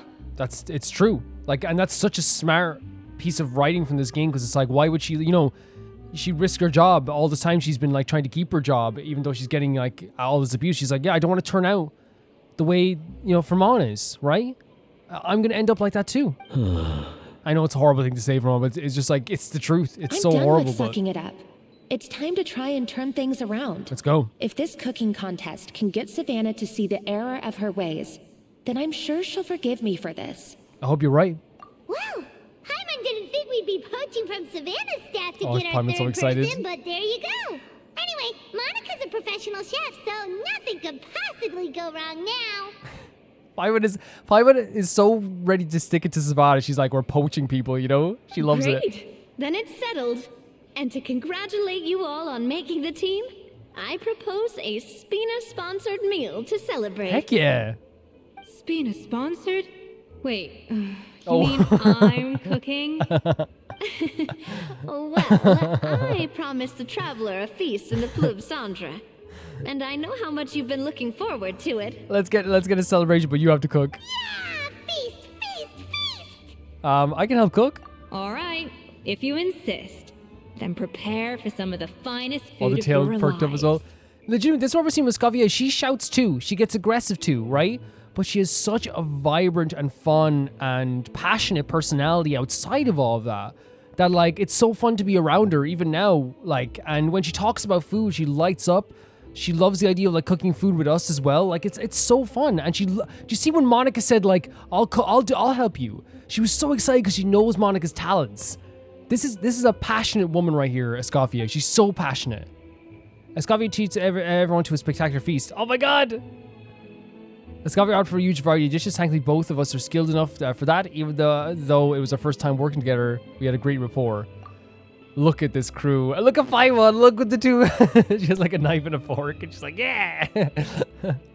Oh my god! And everyone's eating together. Even Monica's here and Navia.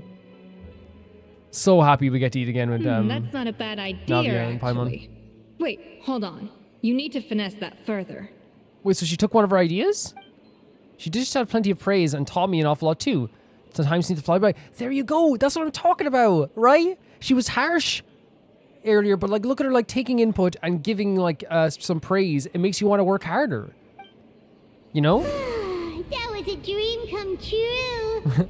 I never knew Fontainian cuisine could be this good. I love her so. No, yes. I wish I could eat that all over again. It's not often that Escoffier goes all out like this. And it's all because of you, Traveler. Oh my god. I love you, Navia. I really do. I don't know if I've said it before, guys. Wow. I don't know if I'll ever be able to cook as good as that. I mean, if you keep working under Escoffier, you will. You know? Are you doing good? So, this is what Chef Escoffier is truly capable of. She's capable of literally knocking Navia out nearly. Yeah, that looks like a good... That's like a lasagna. There's like a pie there as well, I guess. Like almost like a sponge cake, I guess. But obviously these can be like cultural foods as well, so I don't want to like say what they are without actually knowing what they are as well, you know? Incredible stuff. Absolutely incredible stuff. And I love the passion from Escoffier. I love that that we're actually like having this like competition, but it's more based around like the emotions of all the characters. You know what I mean? It's like it's a competition, but it's actually like centered around trying to save Savannah as well, right? Trying to like make that passion in Savannah spark again without the anger, it feels like, you know? It's awesome.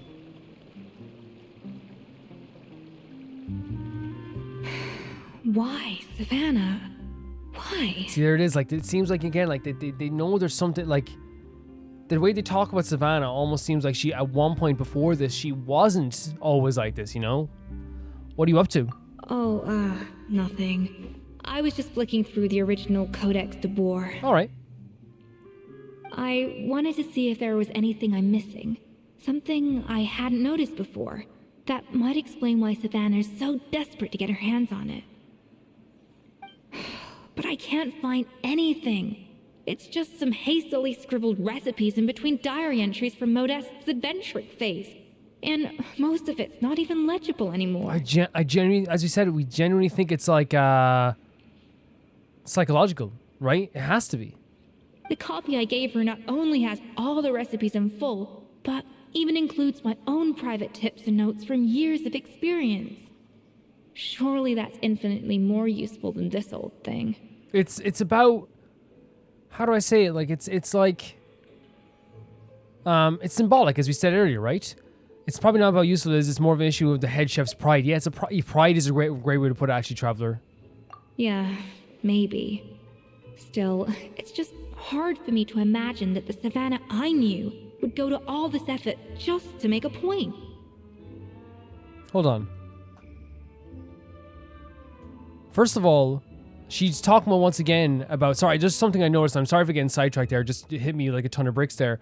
But so yeah, she's talking about how she was before, because we got hints of that before, right? The idea that like she was saying that Savannah, like, you know, why does she want this? But I think as well they were even saying like as well that like that she gave her the book, right? And that's our first hint that like she did have like a good relationship with her. But the way she said effort. Yeah, maybe. Still, it's just hard for me to imagine that the Savannah I knew would go to all this effort just to make a point. Good all this effort? Yeah, maybe. Still, it's just hard for me to imagine that the Savannah I knew would go to all this effort just to make a point. Is the... Do we have a British voice actor for Escoffier, maybe? Were you two friends? I definitely want to hear about this. At least I always thought we were. And that's what's probably shaking her now with they were good friends, right? Like, it has to shake you, right? She was a little shy, but meticulous with everything and everyone she dealt with. She made a few mistakes here and there, but she was quick to correct them whenever they were pointed out. And she was always striving to improve as a chef. So it sounds like, yeah, like this is praise. A little shy. That doesn't sound like her. But again, as I said, we said like, you know, I hate the term, right? The idea of like, oh, like, you know, she's not a real, she's not really like she is, she's not as like tough as she makes herself out to be, right? And I feel that's what we got. So like this would make sense if she was always like a little bit shy at one point, right? Those qualities are why I recommended her to replace me as head chef. I never imagined for 1 second that she'd cause Fiamma and the other staff so much grief. And that's what's crazy. She didn't want her to become like herself. Like, you know, because she never thought of it like, oh, people should be like me. She thought she had good qualities already. It sounds like you feel partly responsible. She thought Savannah had great qualities already. Well, I mean to an extent, of course. I pushed hard for her to get the role. And the idea that she turned out like this because of me is difficult to come to terms with. I wonder if this is how Modeste felt back when he was writing the Codex. Speaking of Modeste, didn't he have a falling out with someone as well? Yes, with his good friend and co-founder at the Hotel de Boer, Savelli. The story goes that after Modeste unveiled his Gâteau de Boer and was hailed as a culinary genius, he was admired and adored by all. But his newfound fame slowly drove him and Savelli apart. Unlike Modeste, whose every new creation was an instant hit, Savelli seemed to face setbacks every turn. Doors that would swing wide open for Modeste would shut in Savelli's face. Wow, there seems to be a theme going on here with like the two chef theme, I guess, as well. If he's seen that like, oh, he's getting so many opportunities and I'm not. I wonder if Savannah feels this way. It probably does feel that way too, where it's like she's so amazing and now like, you know, I have to prove myself while she's also cooking down in another place as well, you know? And with Modeste being whisked off to all manner of functions by his celebrity friends, he had less and less time to discuss the culinary arts with Savelli. That's got to be frustrating, right? People started gossiping about Savelli, and their relationship between the two gradually soured. So what happened to them, ultimately? Everything came to an abrupt end when Modeste, still in the prime of his life and still hailed as a genius, suddenly died from an acute illness. But what type of illness? And that was it. They neither had a decisive split, nor got the chance to properly reconcile. Their story just came to an end. And is she feeling now in her head she does not want at all to get to the point where her and Savannah where she can't reconcile with her? Because they clearly saw something special in each other, the way she saw something special in Savannah, just the way Savannah wanted to give her that book as she left, but now she wants to take it back, you know? One rumor had it that Savelli actually killed Modeste out of jealousy, even as the latter was hoping to make amends. Is it true, though? Unlikely. It's a popular theory, but there's no real basis for it. At least there are no records of Savelli ever being convicted of a crime. Right. Still, beyond a point, there's no way of knowing what truly happened in the past. All we can do is try to make sure the present doesn't quite go as badly. Yeah, we're seeing parallels. And in her mind as well, we're seeing parallels. And that's why I have to win this contest tomorrow. Then get the truth about everything that's been going on, even if it means cracking her open like a nut. With me on the team, there's no way we could lose. With you on the team, there's no way we could lose. You're right about that. Just follow my lead and victory will be ours. Sure. Yeah, this is quite the emotional and actually really impressive way to write the story by making parallels to like the past story with the original chef Modeste and his partner as well. And I feel like the reason why they're doing that is like not to be like it's exactly the same thing. No, it's about reconciliation. It's about two people believing in each other, but then going their separate ways and never getting to reconcile again at the same time. As we said, Savannah gave her that book, or wanted her to have that book, because she truly probably respected the heck out of her, right?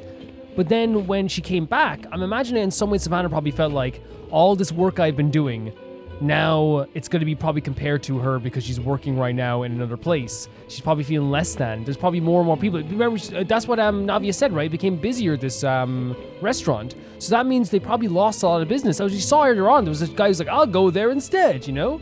And that's probably what they were doing. It's like, okay, he's going to go down to Escoffier's restaurant instead.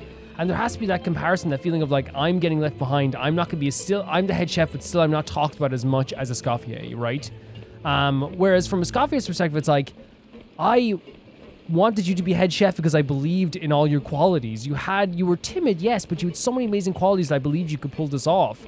And when Escoffier left and came back, Savannah is doing the opposite of what was wanted by Escoffier. It's so interesting to me the parallels they're making here. Let's hope that Savannah isn't all sizzle and no steak. After all the work we put in, it would kind of be a shame if tomorrow was a complete cakewalk. Right.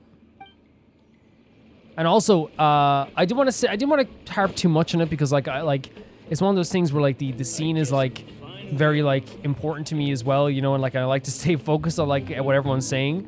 I didn't notice it one time there, but I noticed a few times after that. Like the voice actor is very fun.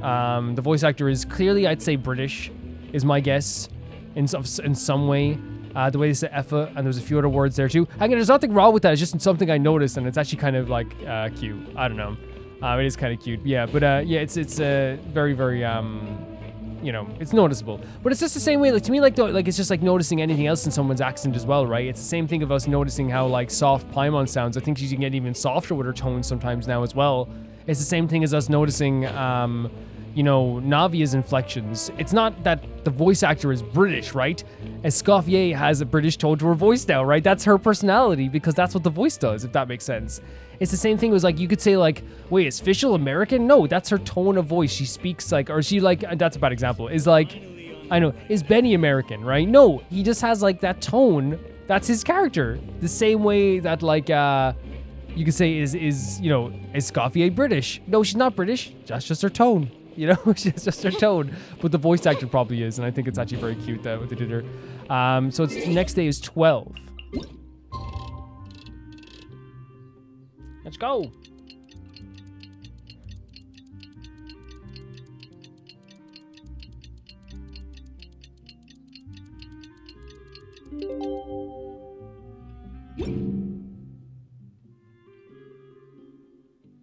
So it's cooking contest! Yeah! To the Hotel de Boer! Toot sweet! I'm actually excited for this. I'm terrified, but like only because of the emotional aspects of it. I'm excited for the like whatever mechanical aspects might be in this, or even like story aspects are in this. But like the emotional side of things is gonna get tough. Oh, is everyone gathered around for this? Like, you know what I mean? It definitely feels like it's gonna get tough. Did you hear the news? Escoffier's coming back Oh for my a cooking god, that's not gonna help contest. Savannah's pride. Wait, seriously? Escoffier in a cooking contest? Now that I've got to see. You know what I mean? That's not gonna help her pride whatsoever. I don't get it. Why would anyone in their right mind challenge her to a cooking contest? Yeah, there's excitement, and as all that's just Genshin. Excitement with a bit of fear. Mesdames et wow. messieurs, welcome one and all to the Hotel de Boer and to this most exciting of cooking contests. Savannah, I've brought the original copy of the codex you asked for. Monica? Huh. Oh, she's seen Monica there for the first time.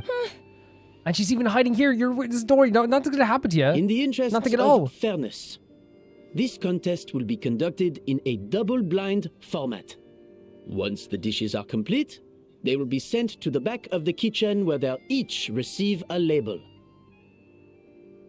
The labels will be placed out of sight underneath the plates, only to be revealed after the judges have sampled them and reached a final verdict. That's fair, right? This is to ensure that no one will know which dish is made by which contestant. As one of the judges, I promise to be fair and impartial. Now that's British. When my meal got interrupted yesterday, I never thought this is how they'd make it up to me. Getting a seat on the judging panel is a pretty sweet deal. That is. Testing out some nice food. Both contestants have taken their positions. Then, without further ado, let the Hotel de Boer cooking contest commence!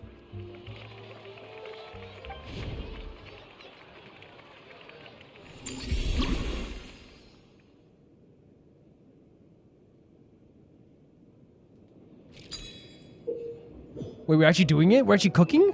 Yes, make some gâteau de board using Escoffier's patented precision cooking. You can start the flavoring process at the seasoning table after obtaining flavorings from the cutting board and cold press. So you have to do everything in order? Both flavoring types must be added in sufficient amounts to ensure the richness of the flavor. Add enough of both before aiming to balance the flavors out, and the dish is a wrap. So you have to start off with... Traveler, it's go time. Let's do this. Do we have to balance the flavors first? Alphonse, Wait, it's so weird seeing us there. Get to work. Do not disappoint me. Looks like our two head chefs are raring to go. Like an oven on full blast, this competition is quickly heating up.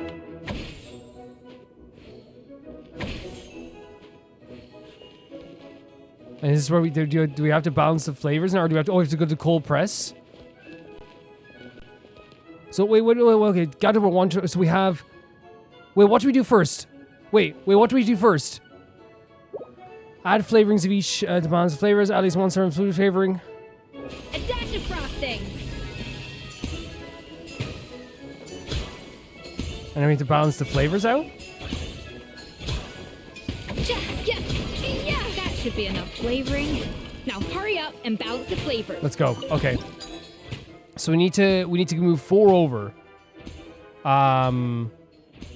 But if you move 5 over and go 1.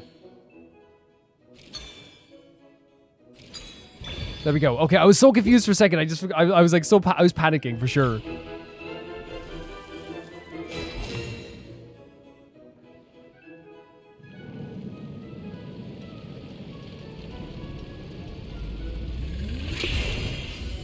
I was panicking. I was so scared. Oh my god. Come on, Escoffier! Come on, Traveler! Thank you, Navia. This is really fun. Oh, look at this. Next layer of the cake. So we do the same thing we did last time.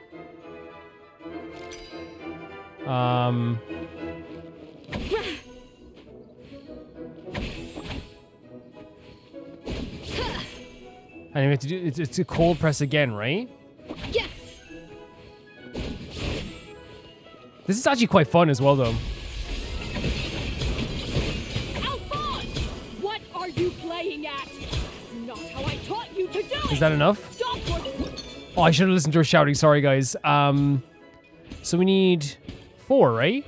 To balance it out? The balance of flavors is about right. But the quantity is too low. 2 fruit. Add what? 2. Oh, wait. So if we do 2, 3, and 1. Wait. Oh, this is interesting. So add 2 servings of fruity flavoring.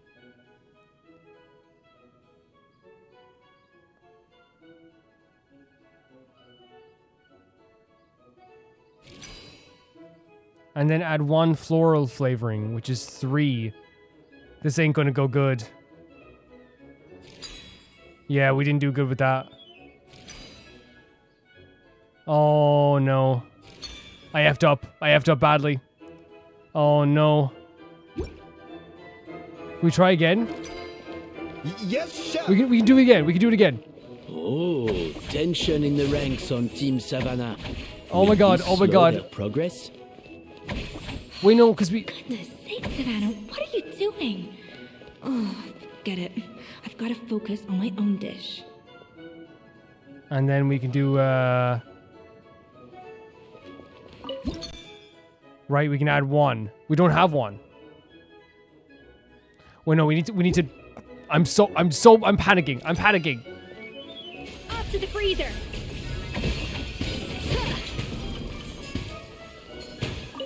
So if we go 2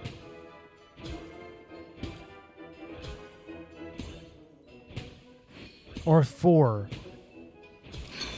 Stay calm, Escoffier. There has to be a way. There we to go. balance Yeah, the sorry guys. flavors. This it's so fun, but also like maybe like an actual kitchen, I'm panicking. I'm actually panicking. But it's fun though, you know, it's really fun. So, what do you think? It's not going good? Did I do bad? I might be doing bad here. I might be doing bad. I don't know, man. I don't freaking know. I might be doing terrible here. They didn't look too happy with me. So 2 fruity flavorings. And 2 floral flavorings. Doing that with our tail as well. Escoffier is already on the final step of the recipe. Let's check on Savannah's progress. Should we get 3 of these? I think this flavor profile is still a little... Oh, I keep messing up the dot. Sorry, guys. I'm just like thinking about getting this. So how many is there? There's 1, 2, 3, 4. There's 8. So we have to add 2 fruity flavorings. So if we go...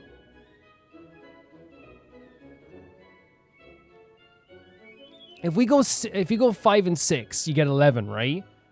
And that means it'll be 2 over. No, because it's 8, that'd be 3 over. So that won't work. If we go 10, it'd be 2 over. That won't work either. Let's just try some stuff. If we go 6 now.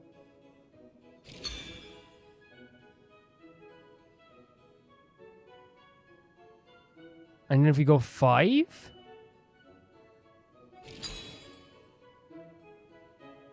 What if we go, so there's 3 over. If we do 4 now, that means it'll be 7.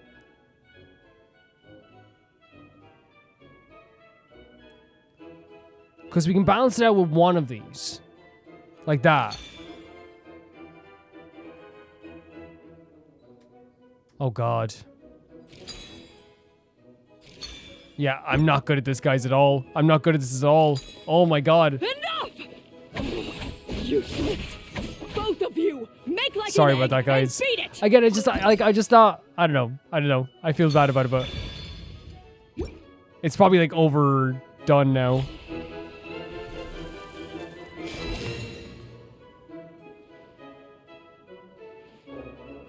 Judging by the... You can't match Escoffier's talent. Oh, wait, we're doing good? Okay. I don't know. I have no idea if I'm doing good or bad. I have no idea. There's nothing in me. It's so much fun, but it's also like such a panic. I present to you, Gâteau de Bourg. So cool. The burst? That's so creative. What a cool idea for using the burst. So smart. That's gorgeous. That is legit such a gorgeous cake.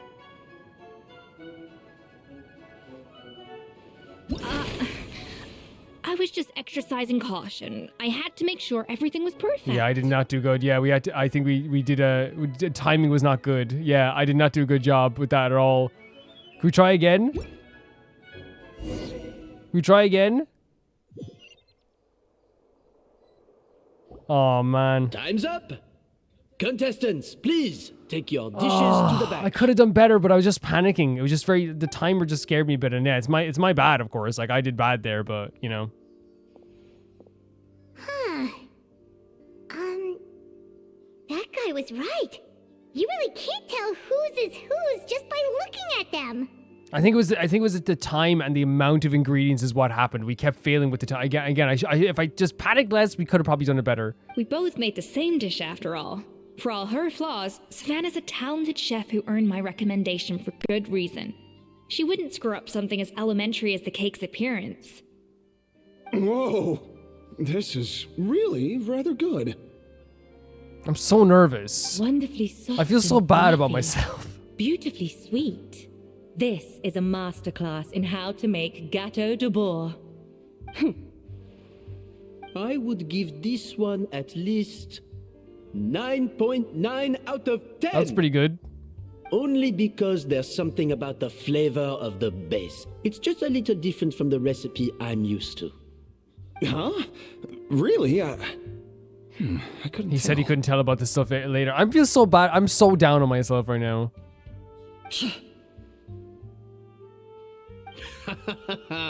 All right, on to gâteau number 2. I haven't had a single bite and already this aroma is a delight to the senses. I have a feeling that this gâteau will be a gâteau for the ages. Oh, Savannah did a good job. She did a fantastic job. She clearly did better than me. How exciting! I'm gonna dig in. I'm so depressed. I'm so upset.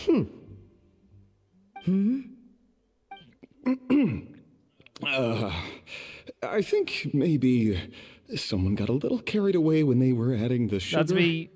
Not just the sugar, it's the flavors too. This is all over the place. Who made this? It appears the decision is Damn it. unanimous. This gâteau is far below the standard we would expect. I'm so upset. And Paimon thought this might actually be close. Turns out she can't bake to save Are you sure her that's not life. us? Oh, maybe. Oh, wait. Something's not right here. Wait, so it is her dish. Savannah Okay, so may maybe not it doesn't be matter how bad I perfect, did. but no way is she this sloppy. Maybe it's not our. I can now declare that the creator of the first gâteau has won this cooking contest. Now, all that remains is to turn the what if plate that's over and Savannah's? reveal the chef's name underneath. What? It's Savannah? No. Well, I did bad. I did bad.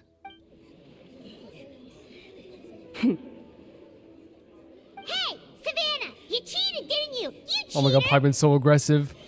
Are you sure it's not just because I did bad in the minigame? What did you do? Oh, you swapped the plates, didn't you? I love Paimon hater energy. Well, someone's a sore loser. These cakes went from the oven to the judge's table without me ever laying a finger on them. And everyone here can attest to that.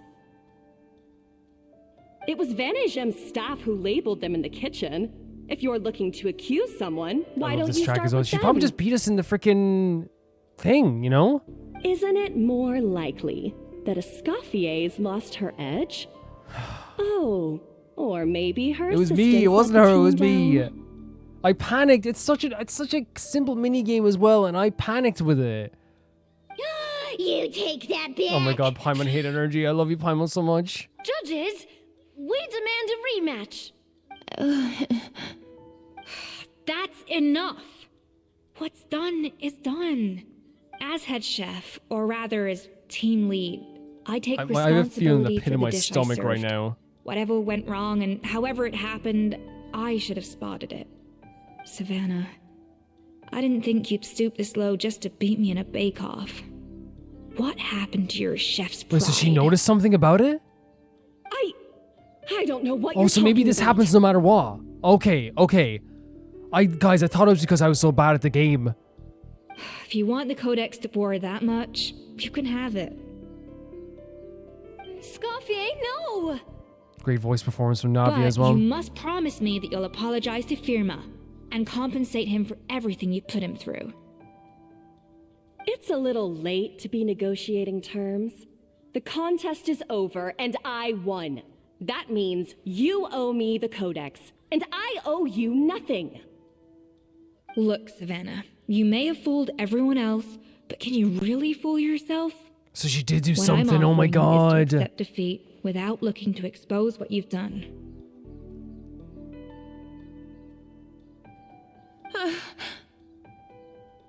But only on the condition that you promise to stop putting so much pressure on your staff.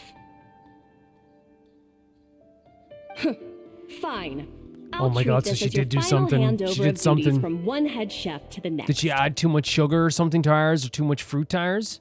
So, will that be all, ex-head chef? Or is there any other unfinished business you'd like to leave in my hands? I didn't mean that to be a scolding from your former boss. Just a word of advice from a fellow chef and a friend. But I don't know if you're even open to input from other people anymore. Escoffier sounds so defeated, right? Sounds like she's so down about even like trying to get to true to Savannah anymore. I know what I'm doing. I don't need your advice. Again, this is her pride talking. All right, fine. I'm glad to hear it. Oh my god, and again the parallels to Modeste. Literal separate look at the camera angle here. Everything's like almost like you know, even on either side here. The Codex de Boer. Finally. Now, at long last, I will succeed. She's tricking herself into believing this is what's gonna help her succeed. Escoffier, how could you let her get away with this? Yeah, the Codex is a souvenir of your time here. Doesn't that mean anything to you? It's all right. It was just a bake-off, not the end of the world. I'm already over Do it. you mean that though? Besides, it's not all bad. She agreed to compensate Firma. That's mission And accomplished. this is for why this Escoffier thing. is actually a good person, right? She didn't want to be seen as a better chef. She just wanted this compensation. She wanted this for she wanted everything to be put right.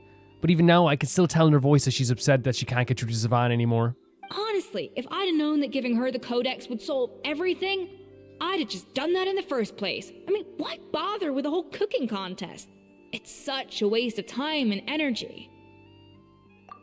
Privately, I'm sure she's devastated, but what's done isn't. That's what I'm saying. You can tell in her voice that she's like so torn up about Savannah. No. No! This doesn't make any sense! And she find out it's the exact same.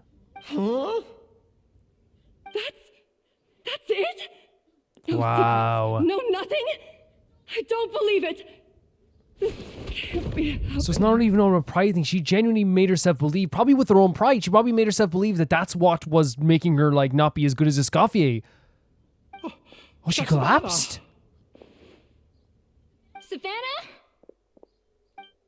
So it's not just symbolic. She genuinely thought that the original codex It's nothing was going to help her win life-threatening. this. Just a lot of pent-up stress and exhaustion. Oh, I knew it. Pent up stress? I mean, probably. Like, I think we said she's always on number 20, right, when she starts off. And it would make sense that, like, you know, her try to keep this up. And then she's probably looking at the one task she wanted. I get that codex back. If I get that codex back, I'll be able to do this, right? And it's like, clearly then not just symbolic. It's her pride in her mind. She believed that the only reason that I'm not as good as Escoffier right now is because she has all those tips and tricks from that original codex. She checks the codex. It's not what she thought it was going to be. And she collapses because this one goal that she had here isn't what she actually needed in the first place. Her whole world just came crashing down. This whole, you know, aggression that she was having this whole time, this built up anger, it led to nothing in this sense. And she collapsed. It does make sense that she would like collapse here.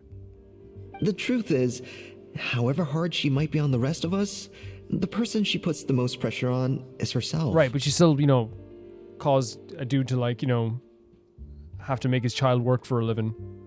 Yes, there are nights when she makes us redo things over and over into the wee hours. But for her, it's every night. She'll hide herself away in the kitchen, working on new techniques and recipes, and only realize how long she's been at it when we come to work the following morning. There's probably definitely that energy about her where it's like she's trying her best to get to that point where she is considered as good as Escoffier, and she believes that this is the way to do it. And she thought she'd be able to get a shortcut here. But it doesn't work like that. But why?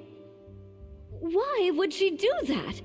Our best guess is she Exactly. doesn't want to be seen as less of a chef than Escoffier. 110. And there it is. Yeah. Which is not what Escoffier wanted for her at all. She saw so many great qualities in Savannah. Even so, that's no excuse for taking her anger out on the rest of you. 110% Navia. I'm in complete agreement. Yeah, and it's definitely no excuse for cheating in the cooking contest. Again, I'm with Paimon as well. About that, we honestly have no idea how she did it. We were focused on our own work the whole time, like she asked. So how did she do it? Leone and Algalia were the ones I tasked with labeling the cakes. I've already spoken to them both. They're at a loss to explain So it too. Escoffier understands it in some way. Not to worry. Come on, join me downstairs. I'll interrogate the guilty ghetto The myself. Guilty Ghetto? Man, what an incredible story. Like, the thing is for me with Genshin is that, like I think that the writing in this game consistently is just so freaking good. Like, and I say it almost every time we get a new quest now. Like, I desperately want people who don't play this game, right? If you're into cool stories, you know? And I've said it to my friends as well, like, I'm like, if you're into cool stories and you're into, like, games that have, like, amazing, like, characters and big moments, if you're into RPGs, Genshin is... And here's the thing, people say, well, you can't really play free-to-play. And here's the thing, I definitely, you know, can't say I'm a free-to-play player because, like, I have people supporting me constantly, you know, giving me welkins and support and gems and all this stuff. So I'm fully acknowledged that, like, I don't have a right to be like, well, you could play free-to-play because it's like, you know, I don't have that perspective. But if you do play free-to-play, right, you can build up characters to play the main story. Yes, the extra stuff is much harder, but if you just want to do the main story and the side quests and the world quests and all this stuff, you can build up a party. You can, with the original party you get, and that first, like, the first 4 stars you might get with that first 10 pull you get, you can come up with a good team. You can. Like, my first ever team wasn't terrible at all. I know, again, like, that's easy for me to say for someone who gets, like, a lot of support, but I'm just saying that, like, I desperately would love people to play more of these games, because look at the complex emotions and stories you get within this. It's so fantastic. It really is. It's so good. Well, how is it? Have you figured out what it was? Oh, this is aggravated assault on my palate. I'd rather eat wet cement than What is this.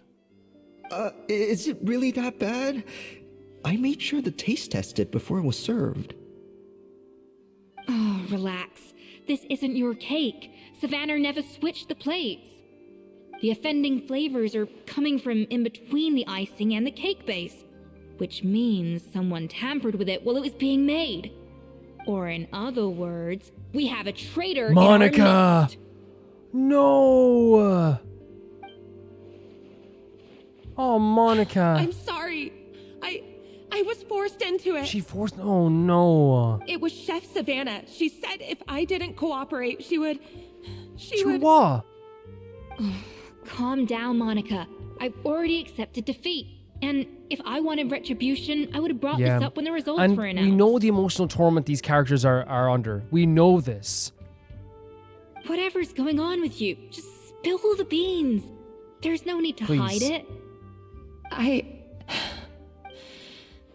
I was the one who caused the food safety incident that one really? time.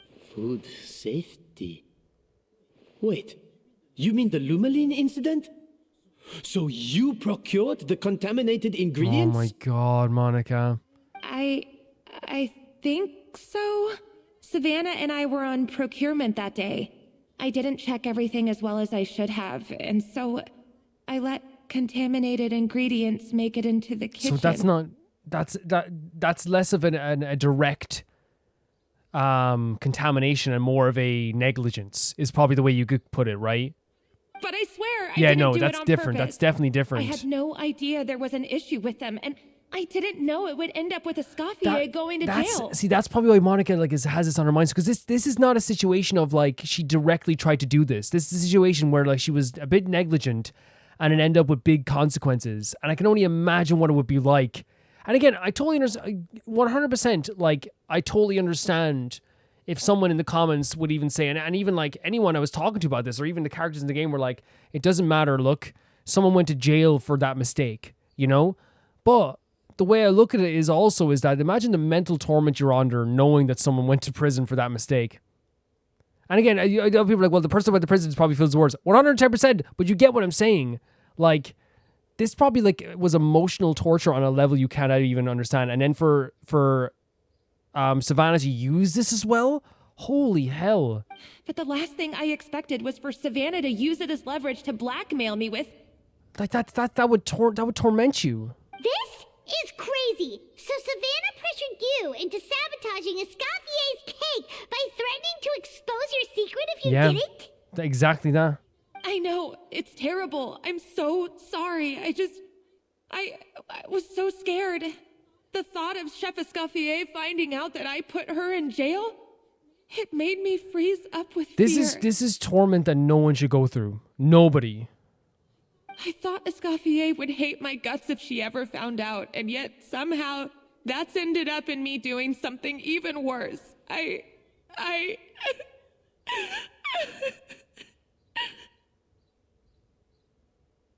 feel so freaking bad. And I understand, yes, it was her mistake that led to this. Right, I understand completely that it was her mistake that led to this. But it doesn't make it any easier to witness something that's happening, especially with, like, the mental anguish she's probably gone through at this stage is... Yeah. Seriously? All this fuss over a little slip Oh my up? god, Escoffier, are you serious?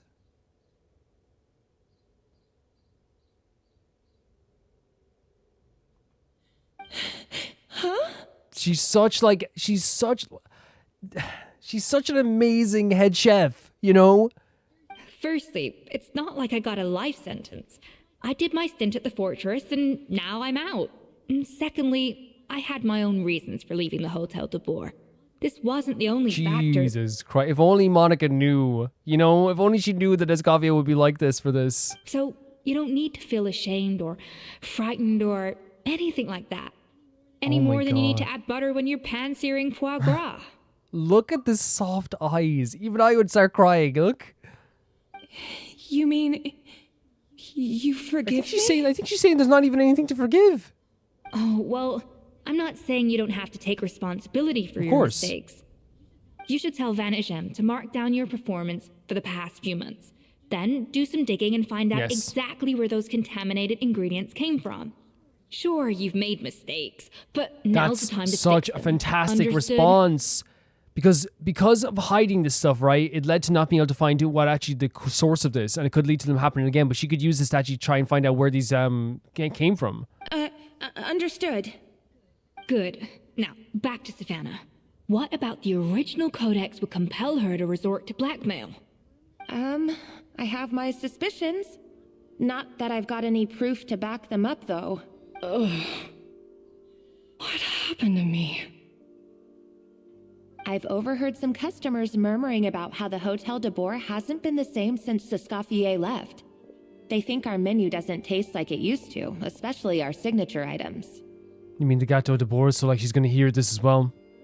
Now that you mention it, I noticed it during the contest too. I couldn't put my finger on it, but the flavor seems subtly different from how it used to be. But the difference was so small, I'm sure no one would notice it besides our most loyal customers and true dessert connoisseurs. Still, as head chef, it's easy to see why Savannah would get so hung up on it.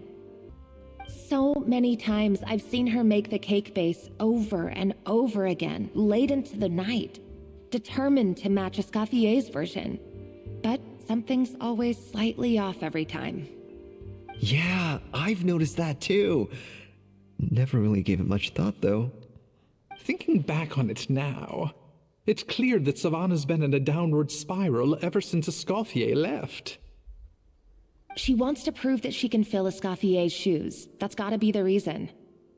Of course. But after countless setbacks, she's getting more and more unhinged. Which isn't fair on the people around her either, you know? And at some point along the way, she switched from doubting herself to doubting Escoffier. Interesting. So she's like, oh, there must be something in that book that's, yeah, she's not just as talented, you know? Doubting Escoffier? For what? I say she probably thinks that book, she thought the codex from Escoffier was a fake. So she thought that the book that was given to her, Savannah, didn't have the real recipes. Yeah, it would explain why she was bent on getting the original at any cost. She must have thought Escoffier purposely omitted key details from her recipes when she copied them out. So it is, like, strangely, like, not as symbolic as we thought it was going to be, or even that, like, Navia thought it was going to be. What it is, it's like, it's more just, like, symbolic in a way of, like, of her own pride and doubts in herself that it manifested as that book is a representation of her doubts, that there's no way that she could just not be as good as Escoffier. Escoffier must be cheating in some way, right? That's the only way she thought about this. It's a representation of her own doubts in herself and the people around her. Very interesting. It's not just like, oh, I want her book to symbolically hold it over my head. It's like that book holds the truth to all these recipes. I've been tricked.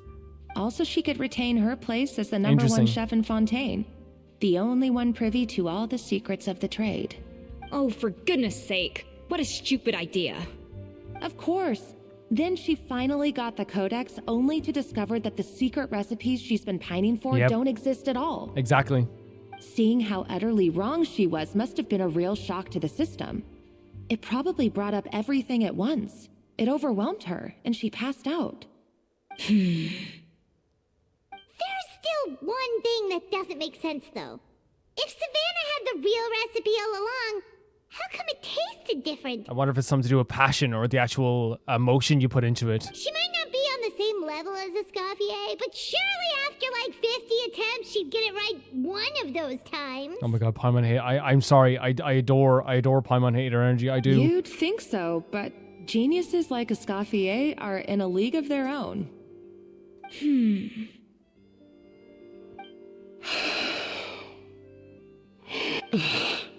Oh my god, she's... Oh my god, the animation on this face. Look at her. You can see the devastation. She's keeping the true recipe to herself. So that's what she thought to herself. New head chef, you say? What's her name? I don't think I've heard of her before. This is the building up of being self-conscious of comparing herself to Escoffier. I wonder, can the Hotel de Boer keep its edge without Escoffier at the helm? This tastes different from last time. Is it undercooked Oh my or god. And like comparison is what? They say comparison is the thief of joy, isn't that the phrase, right? And it's so true, it is. It's like comparing yourself to someone else, like it's going to make you perform, I think, unless you're doing it in a competitive way, because competition can mean like, it can be a good thing, right? We even talked about this, how like it can, she'd hoped that this competition would help Savannah progress her skills even further. But like, she sees it as just like constantly trying to like, you know, compare her own dishes to like Escoffier. When she should have made her own. She should have made it all her own. Because Escoffier was even talking about this idea of like how... It's a copy of the Codex de Boer. From now on, you will be its keeper. Remember Escoffier was even talking about how like everything changes as time goes on. You can't just keep the same recipes forever. Don't listen to the doubters. If I say you can do it, Escoffier. then you can do it. Even if you don't believe in yourself, at least believe in me. Oh man. Hey, did you hear me? Once I'm gone, the restaurant is all yours. So you let the Lumine into the kitchen? So that's when this happened. All this time, I've been blaming other people, but maybe I'm the problem. There's a realization. Did she let that substance... Did Savannah let the substance into the I sincerely kitchen apologize for putting everyone out. Savannah's awake now, but I don't think she's ready to speak to anyone Understandably so. She went through a lot of mental anguish there. Let's give her the day to calm down. I'm sure you'll have the chance to talk everything out tomorrow. In that case, I'll go and update Vermont and his family. I wonder what he'll make of all this. So, we'll come back tomorrow then. Sure, let's go. That was a long day. I think I've earned myself a sweet treat when I get back home. Of course. You can have whatever you want, Navia. Macarons? Or are you gonna switch it up this time? I love the 500 sweet thing. She's like, okay, I'm going with Navia. You okay? I mean, of course there's a lot in Escoffier's mind. Of course there is. How much do you know about the snow-winged goose? Not a whole lot. Every year they migrate long distances in search of a suitable home. There's always one goose at the front whose job is to lead the flock. Fontaine poets often use the image of that goose to explore the ideas about leadership and genius. They usually imagine someone who's a cut above the rest, a model of perfection. But what those poets don't know is that during a migration, the lead goose is always changing. Once the lead goose shows signs of fatigue, it retreats to the back of the flock and allows another goose to take its place. Okay. So the truth is that leadership, with all the responsibilities and pressures that come with it, it's something that everyone takes turns at. But we humans completely miss that fact when we project our own ideas about social hierarchies onto them. Interesting. So what she's saying is that like we look at these geese, and we put our own ideas of what like a social hierarchy is and what a leadership is on these geese, but they're like constantly like, you know, adapting and making sure that everything is moving smoothly. It's not just about like this like I'm the leader and you'll all be forever the leader and then you can't compare to me. When it's time for someone to hang up the hat, they turn around and give it to someone else. Is this about you and Savannah? I feel like that's what we're getting at here, right? I guess what I'm saying is, I don't buy into this notion that there's some sort of gulf between normal and genius. Cooking is a science, not magic. Given the same ingredients, same recipe, and same environment, I see no reason why two different people shouldn't be able to create the exact same dish. Of course, some people have a more sensitive palate than others, and some people are just born bolder or more conscientious. But these are all variables that can be accounted for with time and practice. Very nice outlook as well, right? I'd have no reason to expect so much from others if I believed that perfection can only come from the hands of a genius.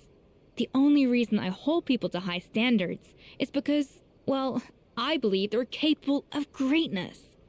Interesting response from us. I don't know if you're right, but I think it's a great thing to believe in. And I guess that's because it's like, not everyone's going to be, in the end, able to pull off what, Escoffier is able to pull off. You know what I mean? That's just the truth. But what Escoffier is saying is like a really like nice thing. As I said, a nice thing to think about, right? The idea that someone could achieve the same things if given the same like environment and and advantages, I suppose. Okay, I've made up my mind. I'm gonna get to the bottom of why Savannah failed. Okay. And come tomorrow, I'll give her the scolding of her life. Okay. Pointing out all the mistakes she's made along the way. Then she'll finally see the error of her ways. And the fact that we already know, like, from the other cutscene that she's starting to come around. Yeah. Like, I think that would actually weirdly help. Having someone, like, maybe point out her flaws now, I guess, compared to before. Especially someone like Escoffier. Hopefully she'll be more open to it. Thank you for your words of encouragement. I'm gonna head to the Hotel de Boer and spend the night investigating. I guess I'll see you tomorrow. See you tomorrow. Yeah, Genius? Oh. Calling someone a genius is just another way of saying I'm too lazy to figure out how I need to improve. Okay. It's a defeatist attitude and I won't stand for it. There we go. That's what you truly meant. So it's the idea that, like, it's a way of brushing off your responsibilities to get better, right? It's like saying, well, that guy's naturally talented, That's why he did really good at this. And it's like, no, like, you could practice too.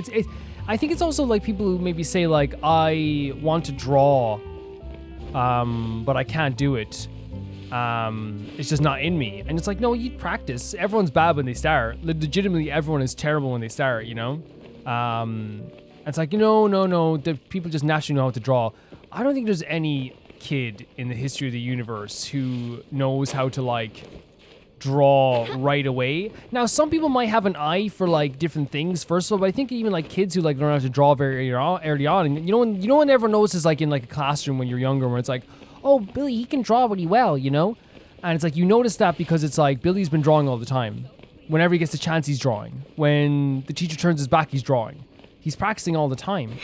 He's, implementing different methods. He's reading comic books and drawing from that. If the person who's, like, really good at soccer is like, I could never draw like that, it's like, yeah, but if you swapped lives, and maybe you had the environment where, your parents supported you, doing art instead of soccer, and then the other one, and Billy was doing soccer instead of art, you might be saying the same thing about each other, but just reversed, And the idea of, like, saying, oh, yeah, I can't do that because, I can never do that. It's like, yeah, maybe it's just an excuse to, like, not ever try. And it's an interesting phrasing there from Escoffier too. Yeah, so... Sorry, guys. I waited till 5 the next day. We're going back into Hotel de Boer. But I will say, it is interesting how they started off with kind of, like, making it feel like it was, like, this symbolic thing. Like, she thought it was, like, an heirloom or something that she had. It would make her feel like she is the #1 chef. But in the end, it was still symbolic, but it was more symbolic and representative of her pride. She felt like there's no way that I'm not this... That I'm not as good as Escoffier. It must be some secret she was holding. She had to have been, like, holding something back. It had to have been. But in the end, she found out, no. It's just not exactly what she thought it was at all. There's something missing from her cooking. It's not that Escoffier is cheating or anything. So early. Our meeting with Vanagem isn't for a while. I wanted to check on Escoffier. Yeah, it's not that Escoffier was holding something back. Check on her? Why? What happened? She's making some efforts today. Oh my god, you okay? Oh no. Escoffier, are you alright? Oh, she's made a lot of cakes. I'm fine. Just need to get some more coffee in me. You really did pull an all-nighter then. Huh? What happened to my coffee? Did I really drink it all? Let me get you a fresh one. Alright. Thanks. I appreciate it. No problem whatsoever, right? There's cooking facilities here. Or we could just grab a cup of coffee from Cafe Lutece, but either way, hurry. Where's the cafe? Where's the cafe? Is this where the cafe is? I think so. Oh, you have to go here. Cafe La Tête. Oh, it's right over here. Yes. Let's go. We could just make a coffee, but honestly, like, you know, we could probably buy a coffee that's any better than I could make ever, you know? Can I get a coffee, please? Hello, what can I get for you? I need a coffee, stat. Sure thing, we're here to go. To go, please. Huh? Oh, I see. First cup of the season. Yeah, I get it. Young people these days do love their little surprises. Now we're concerned on the same page here, but I'm not here to chat. Let's get this coffee to Escoffier. That's what. Here's the thing. I love a chat, right? I love a chat, right? He did say stat. He said, "Can I get a coffee really quick?" Like, if someone came to me, like, and I was working at a coffee shop, I'm like, "Hey, can I get a coffee?" Like, and I know you're not rushing workers is not a good thing, right? I want to make that clear. But I would think like, okay, like I'm not going to chat to them if they're on their lunch break or something. You know what I mean? You know what I mean? You know what? You guys get what I'm saying. I'm not saying that you should ever be like, come on, hurry up. But it's more like if I knew that someone was in a hurry, like I think like, oh, it's probably their lunch break or something. I better I won't chat with them or talk the ear off them. You know? At least that's what I have from my perspective, anyway.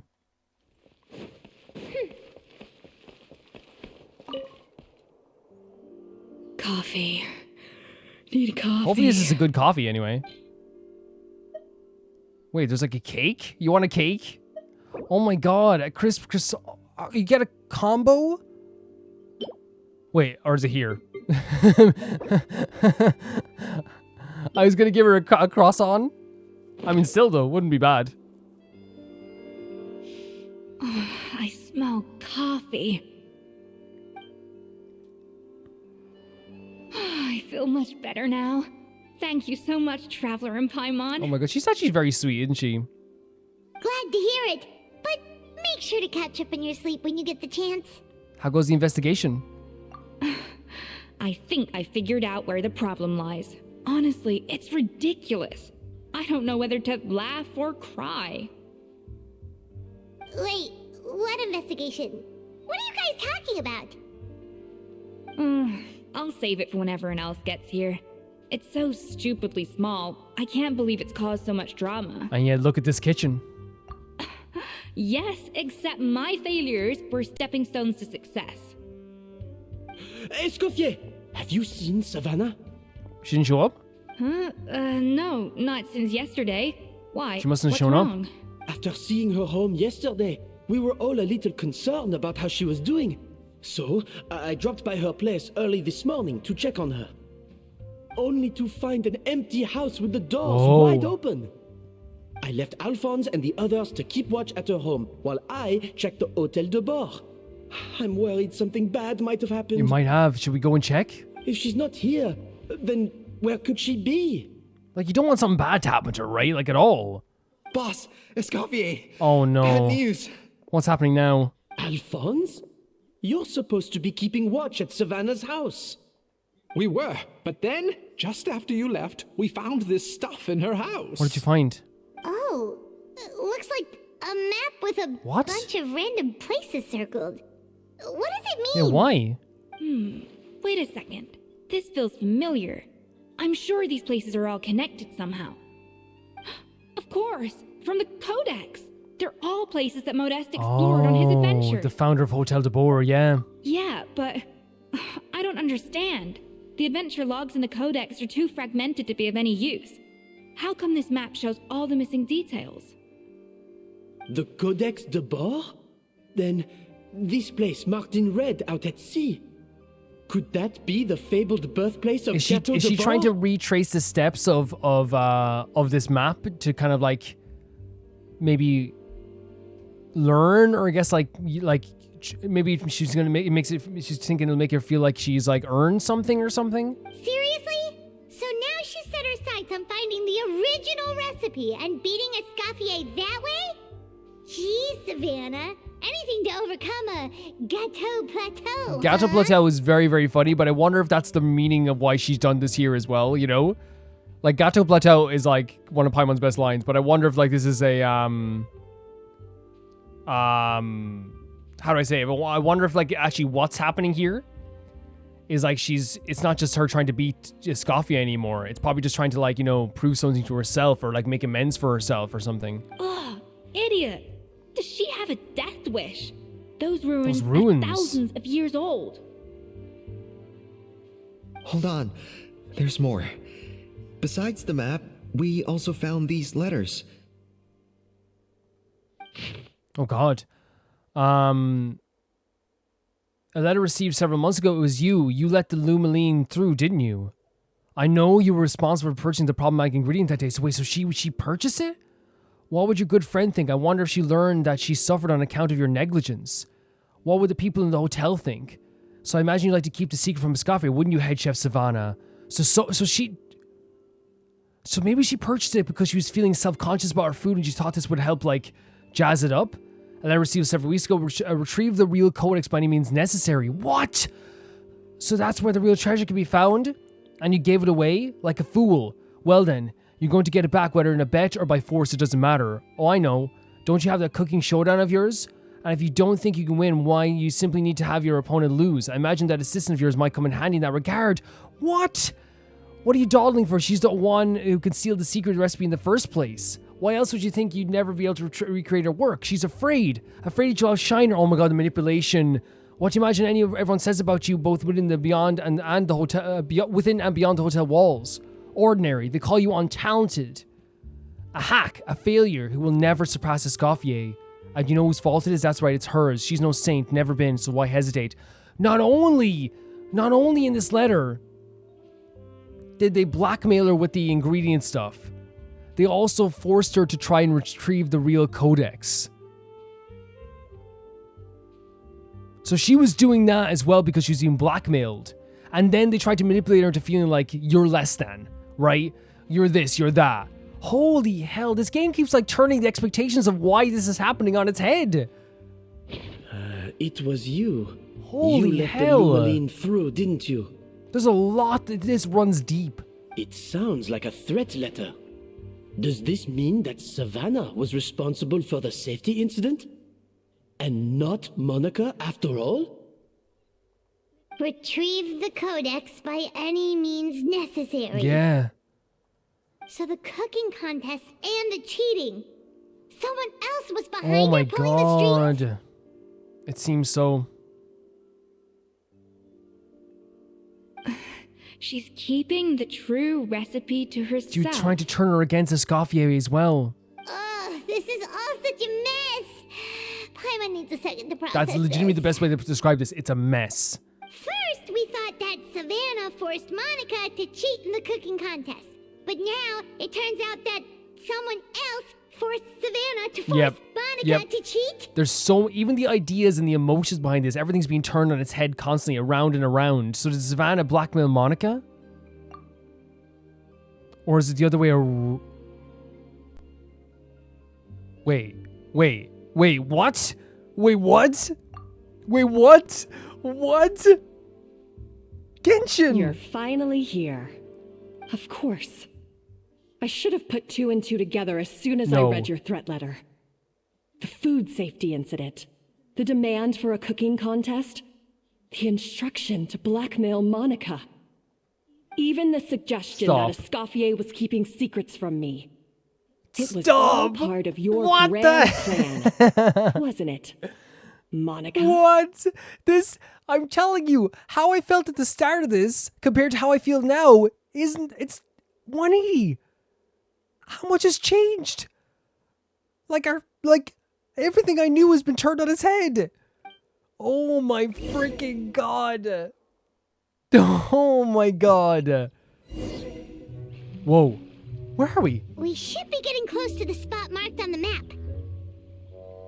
Of all the stupid things she's done, this really takes the cake. The moment we find her, I'm gonna curse the living daylights out of her. Oh my God, of course. But like, guys, I have chills, right? Because I you know, it's one of those things where like you don't expect a twist. By the way, look how beautiful Fontaine is. By the way, look at this. Look at this. it was one of those things where I wasn't expecting another twist or anything like that, because it was like the story kind of like was like, okay, it's a story about someone having doubts about themselves, and like still I think that is a part of it, like the manipulation there that went into this, but like it's like I still have chills. Like this is like so unexpected for me. And Monica revealing it then and there, right?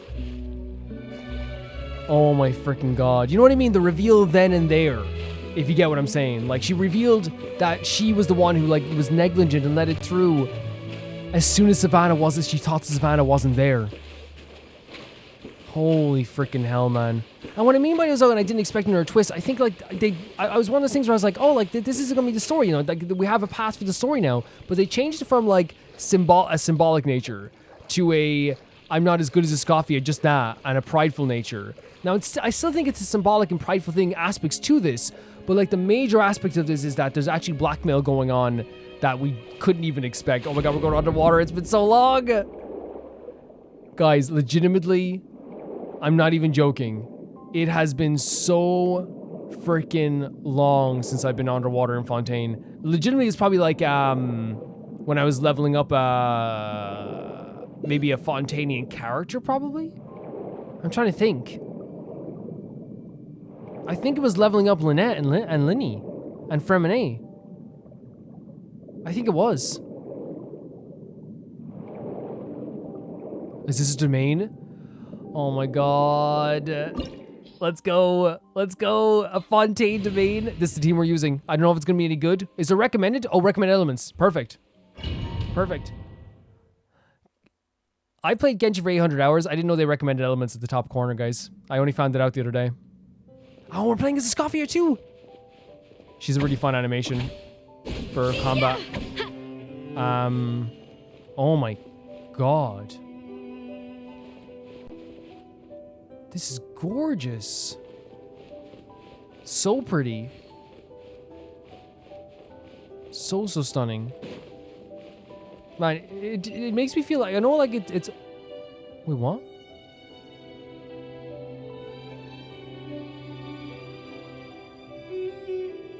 What's happening here? We're getting this beautiful cutscene with this beautiful music. I'll take it, like, you know, 100%.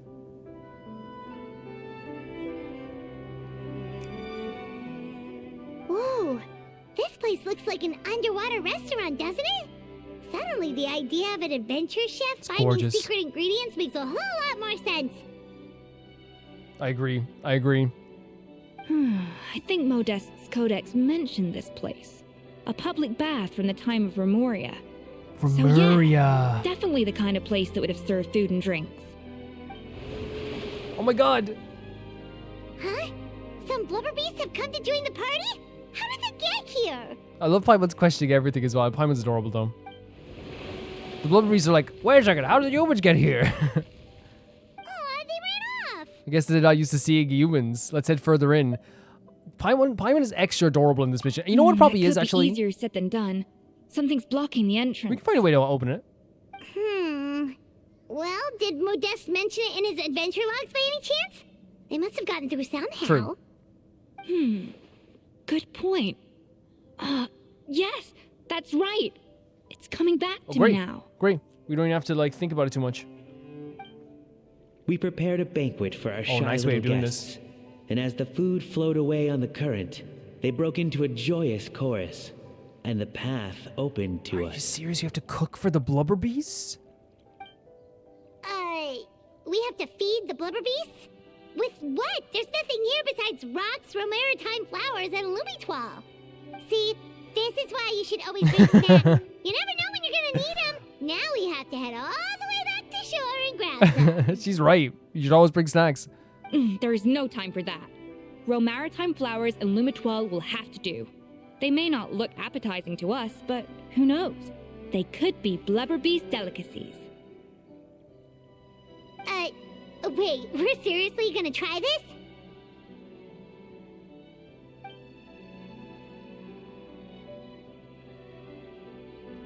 I love this idea. Oh my god, redemption! Yes. The music here is absolutely gorgeous as well, guys. Can I say as well, as I'm doing this, the whole idea of entering a domain for a story quest post catch-up means so much to me. It really does. It's and I think it's generally because, like, this was one of my favorite things to do. Like, I constantly loved the idea of doing story. You guys know I adored story quests. Okay, we messed up here a bit again. I thought, let's see. There we go, yeah. And like coming back and doing story quests for this as well, doing world quests, like I get emotional every time. I'm not even joking. Like I get emotional every time we do this. It's a feeling like no other. This game makes me feel like no other. It really just, it means so much to me. It really does. Blubber beasts or not, are we sure this stuff is edible? It kind of looks cool. Trust me, they'll love it. More pertinently, how do we actually feed it to them? Oh, good question. If we try to put them in the pool, we'll probably just scare them off again, and who knows how long they'll be gone.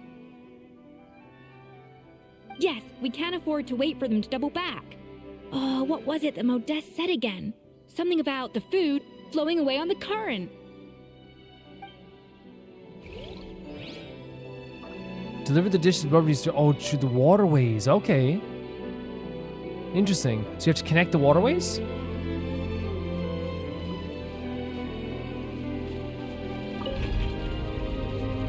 The music is so frickin' stunning. They're disconnected? Are they? The tracks turned back again. Oh, so annoying. Do we go to this one first? Because I thought we could turn it to the side. I guess we have to turn it the other way, maybe? Because I was trying to go this way.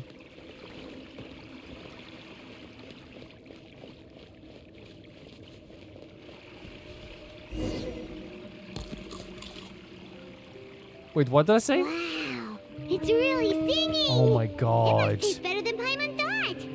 Incredible. Absolutely incredible. Wait, do we have to cook again? Oh, again, I have no problem with cooking. The cooking is so fun, even though I'm not amazing at it. Like, I love doing it. This is one of the most, like, energizing story quests ever. Like, because I think story quests are always amazing. It's just, like, I feel like this is so, like... Yeah, I could do this for 10 hours, you know?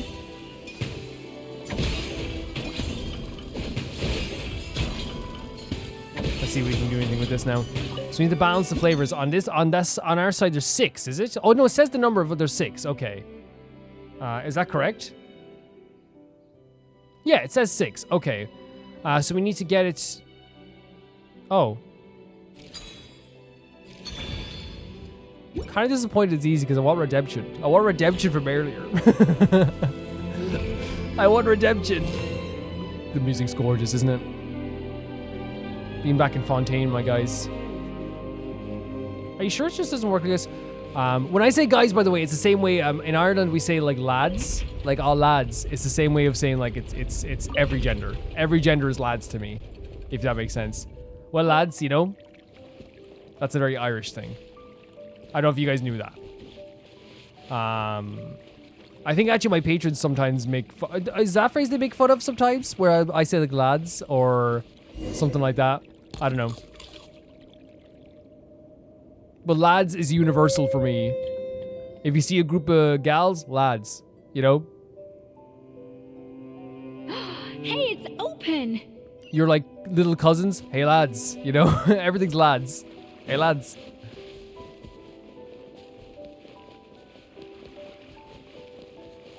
Man, I'm so happy to be here.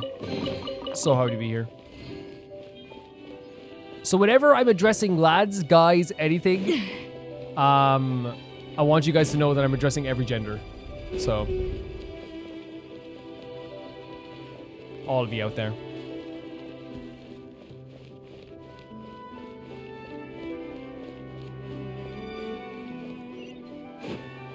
This music just makes me feel like I'm like in a magical movie again. It really does. Some time ago, are we gonna get more information on Savannah? This is so gorgeous.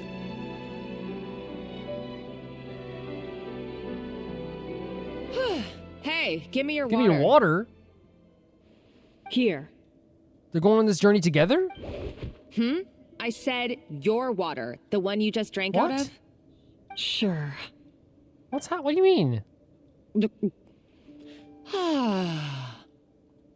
All those years slaving away under Escoffier, and then you. Today, it's finally Oh my paying god, off. it is another aspect of pride. She doesn't want to be working under any of them. Not only have I found the ruin that Savelli kept hidden, but I also get to boss you around like my little lapdog. And she loves this. Oh my god, she hates being bossed around. Isn't it, how crazy is it that I've done such a 180 on Savannah's character? She is manipulated, blackmailed, emotionally, like, manipulated. Like, no wonder she was angry at everybody, guys. Like, Jesus Christ. And by the way, I want to make it clear, it's no excuse for what happened to, Fermin? Because obviously, like, his family literally had to, like, have his kid work for money, right? That's what happened, right? But I'm trying to say that, like, while I still acknowledge all the faults, I think it's totally understandable that we look at Savannah in, like, at some aspects being sympathetic, right? In some aspects. Hey, go scout ahead for me. If we need to do any more blast tunneling, I want She to know where to loves lay the bossing around, doesn't she? explosives. It's like a real joyous thing for her. Did you not Look hear at me? this. Get going. Why don't you do it yourself? Yeah, do it yourself. Oh, when did you learn to fight back? You're always so compliant when I give you Stop. instructions by letter. Oh, that's so creepy. Monica's a creep. That's because you threatened to expose me for the Lumiline incident. I swear, if I'd known what you were planning, I'd never have. Don't be so self-righteous. Admit it, you've always been jealous of Escoffier. That's why you lapped up everything Jealousy sometimes I told isn't a you. bad thing, right? You were terrified of her finding out about your part in the Lumiline incident, and you resented the way her reputation hung over you. Monica's very evil. So you jumped Look at at the this. chance to convince yourself that she was the villain, that she deliberately hid her secret recipes from you just to hold you back. It was the only excuse you needed to justify getting back at her. And you know what's crazy about, again, like we said, we're not justifying any, like, again, I'm going to make that clear right now so, like, I don't have to, like, discuss it any further than that. But what's happening with Monica now is, like, very awful. What she's doing to Savannah is something that only truly awful people can do, right? Is in somebody's face, talk about what you think their flaws are, what really makes them feel bad about themselves, and say it right up close to them because you want them to hear it. Monica has some hang-ups here. She's not a good person in any way, shape, or form. First, idolization, Like, look at this. then jealousy, suspicion, and self-deception. That's what this comes down to. It was the same story with Savelli and my ancestor. No, wait, what? He offered Modeste his friendship only to murder him out of You vanity. believe that? He promised to explore the world with him, only to later destroy all records of their adventures. Come on. It's a miracle I even found this place. You have no idea the countless hours I spent piecing it all together. So it's about her freaking... Is she saying that Savelli is her ancestor? Or is she saying Modeste is her ancestor?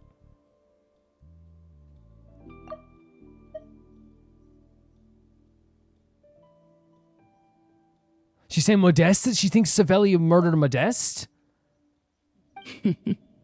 So you see, you're no better than So she's Savelli. related to Modeste. If you can't beat him, betray him, right?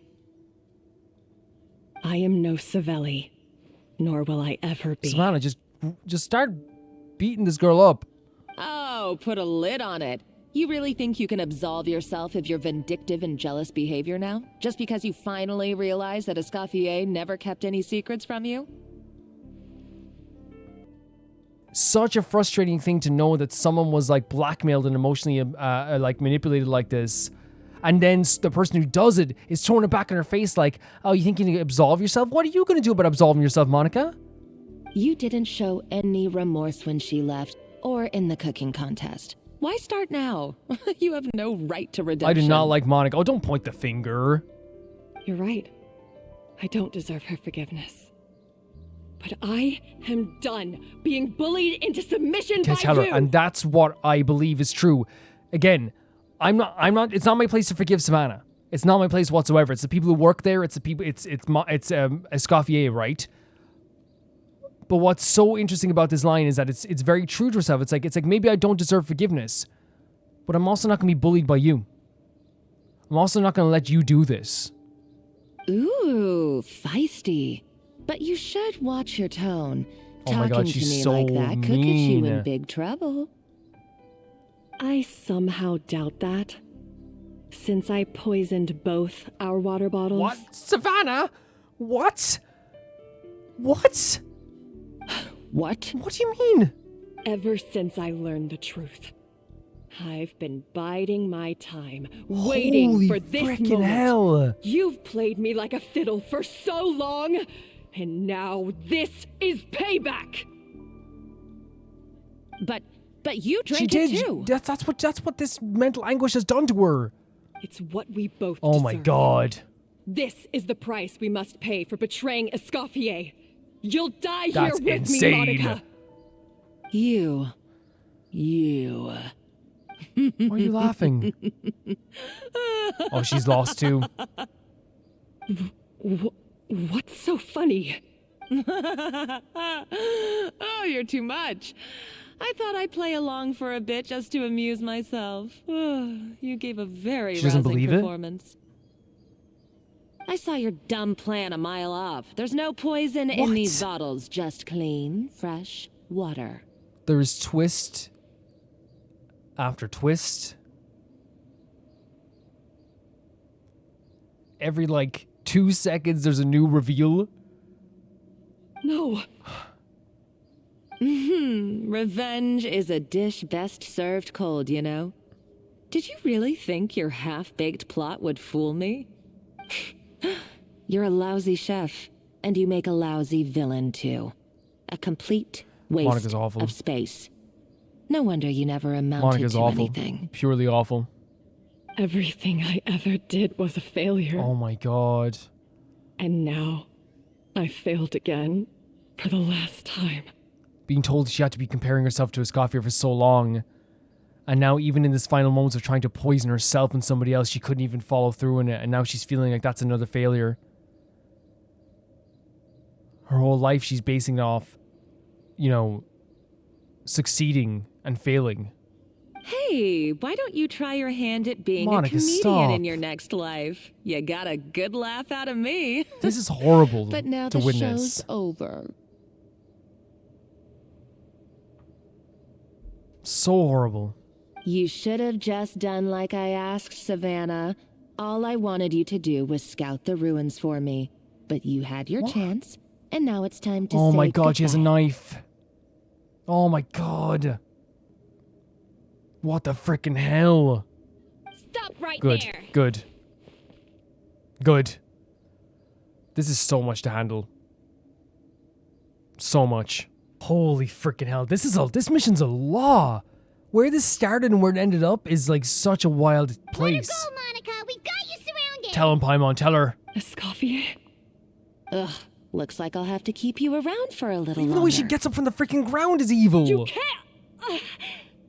Stay back if you Oh my want God, her we're I thought we were closer. We're very far away. Escoffier and the Traveler. I can't take you both on in combat, but if you so much as flinch, I can end Savannah's life in a heartbeat. Do not. The way she said I can take you both on in common, you couldn't take on one. Monica, what are you hoping to achieve by this? You're about to commit murder, and for what? A recipe? That's what I'm saying. This runs so deep, much deeper than I thought it did. A recipe. You chefs are all blinded by your myopic focus on kitchen affairs. Well, some of us actually have bigger fish to fry. Jesus Christ. Modeste had a secret. The truth behind his so-called genius, the je ne sais quoi Look at the factor shot. in his Gâteau de Bourg, and it's right here in these ruins. Are you serious? You're here because of a Gâteau de Bourg obsession? You've gone completely mad. Look at us ready to fight as well, by the way. I love that. I couldn't care less about the cake itself. No, the real treasure is the secret ingredient that Modeste sourced from these ruins. He and Savelli were fools. A priceless treasure of Remoria in the palms of their hands, and they thought, ooh, this would go great in our cake mix. She is like wild. Like even like the voice acting is great, by the way. Like they've done such a good job of making an unhinged character who like I don't know. Again, the word evil comes up, but I just think she's like very, very like awful. We're talking about a powerful stimulant that also sharpens the senses. That's no cooking ingredient. It's a groundbreaking drug. Voice acting so good. That's right. I've done my research. It was a drug that Remoria developed for their war machine. I could make a killing by selling it to the treasure hoarders or the Jesus Fatui. Christ. Wherever we go, the Fatui are not far behind, are they? Will you listen to yourself? You're completely delusional. My eyes are wide open. Just wait till I get my hands on this treasure. You'll see what a fool you've been. Like even like there's like not even like a human soul. I know I don't want to make it sound like she's not human because that like is very silly. But you know what I mean? She looks like she's gone. Like mentally, she just looks like she's not there anymore. Holy hell! And this place is falling apart. Wait, what's that sound? Yeah. Just when I thought she couldn't get any crazier. She's lucky the whole place didn't collapse. Seems like she escaped in the commotion. Uh-oh, Savannah's gone too. Oh no. Monica must have taken her. Oh, what a coward. She's only taken her hostage because she knows that she's no match for you. That's it. That 100% is it. Like, she's very cunning. Well, there's one piece of good news. At least Savannah is safe for now. That's true. Even if she finds the treasure, she'll need Savannah alive if she wants to get out of here in one piece. Oh, well, our path's been blocked, so let's look for another route. I adore so freaking much that it's such a that all this is so complicated, but then the simple premise of why Savannah won't die, because if she's dead, right, then she knows that she has no protection against us anymore. Which is so true. Like the only thing holding us back there was the fact that Savannah was there.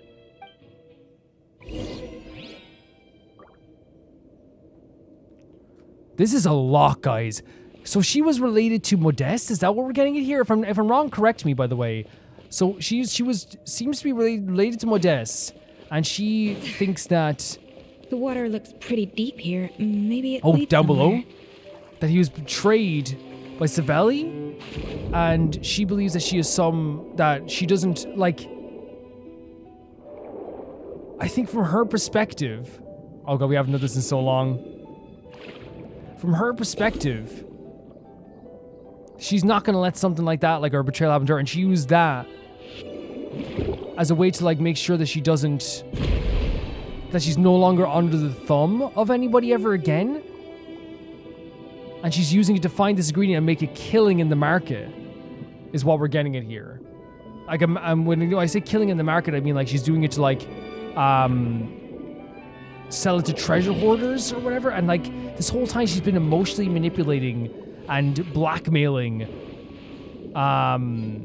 Savannah, to the point that Savannah's going through a lot of mental anguish as well. Whoa. They were probably awakened by the explosion just now. Alright, Night Skills 101. Time for some rough chopping. Man, this is like, it's a lot, isn't it? Like, and like I don't mean to make it sound like any we went through it, right? But like I am like at a stage where I am legitimately like my head was spinning and it hurt a little bit because I was like, oh my god, this is a lot. It was super frustrating to listen to Monica, and that's the intended response. I believe so anyway. They want Monica to be this character where it's like, oh my god, she's despicable, right? And like all of this whole journey we've been on, where it started, it's so different where it ended up as well. But it definitely seems to have, because of the relation to Modeste and Savelli. Oh my god, we're back here. Notice we have to cook again? Possibly? More speed. Another door? Guess we need to prepare another feast for our guests. I'm up for it. I'm so up for it.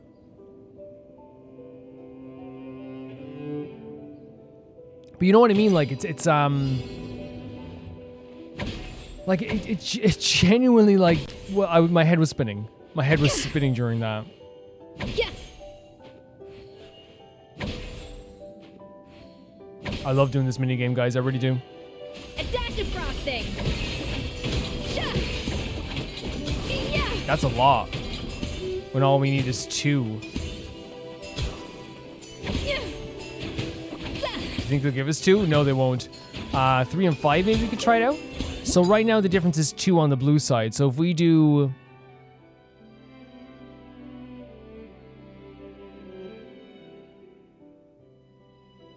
Huh, wait a second. If we do 3 to that side, then it's 1 on the other side that's the opposite. And then if we do... Because now it's 1. If we then do 5 blue and 6 red. No. Sorry, I got that wrong completely. I was thinking it was going to go to the other side. It was... Oh, no, we had to do red. No, it was... I'm an idiot. We're supposed to do 5 red and 6 blue. It's okay, though, because we can do...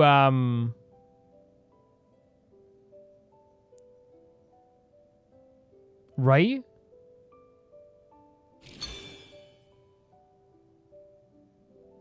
Okay, let's try this again. Yeah, no, I made a mistake there. I think we were definitely on the right path, though, right? Yeah, because now we have it. Now we have it, right? Yeah. Yeah, I just went the wrong way. I had a plan, I went the wrong way. This is such a fun minigame, though. It really is. Like, I could do this forever. I really could.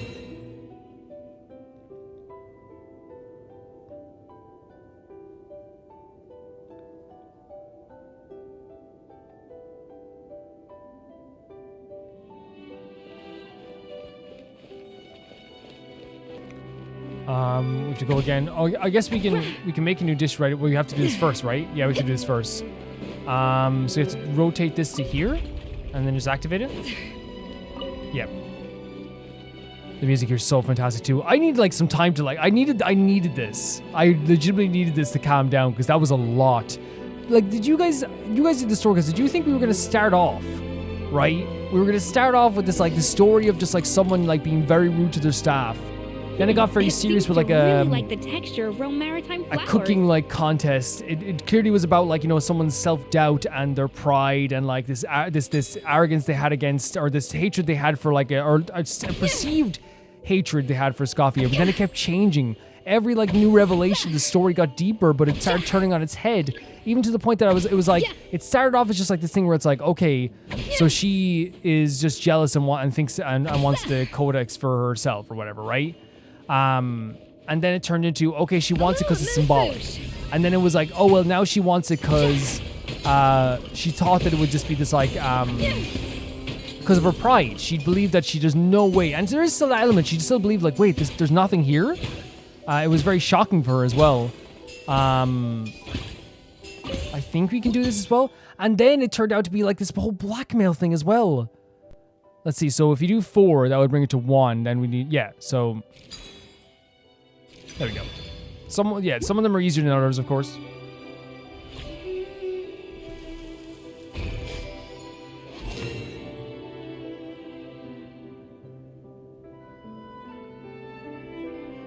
And then we can activate this thing as well here. Such a fun minigame. I guess just to rotate this to here then?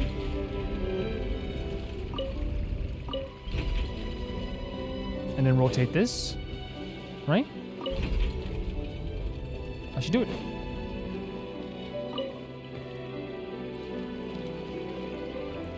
I'm on my way too. If I beat it in a race, they're gonna release another Shao story quest next month, and another Navia story quest.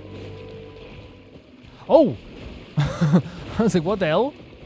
Witness the power of Gugwa. No, my soul. I can cook something separate for you guys if you'd like. For mercy. You know what I mean? It doesn't have to be this thing where like you have to like steal other people's food. No, we want that food. You want that food? Yeah, we want that food. But like, you could get any food you wanted. Shudder. Yeah.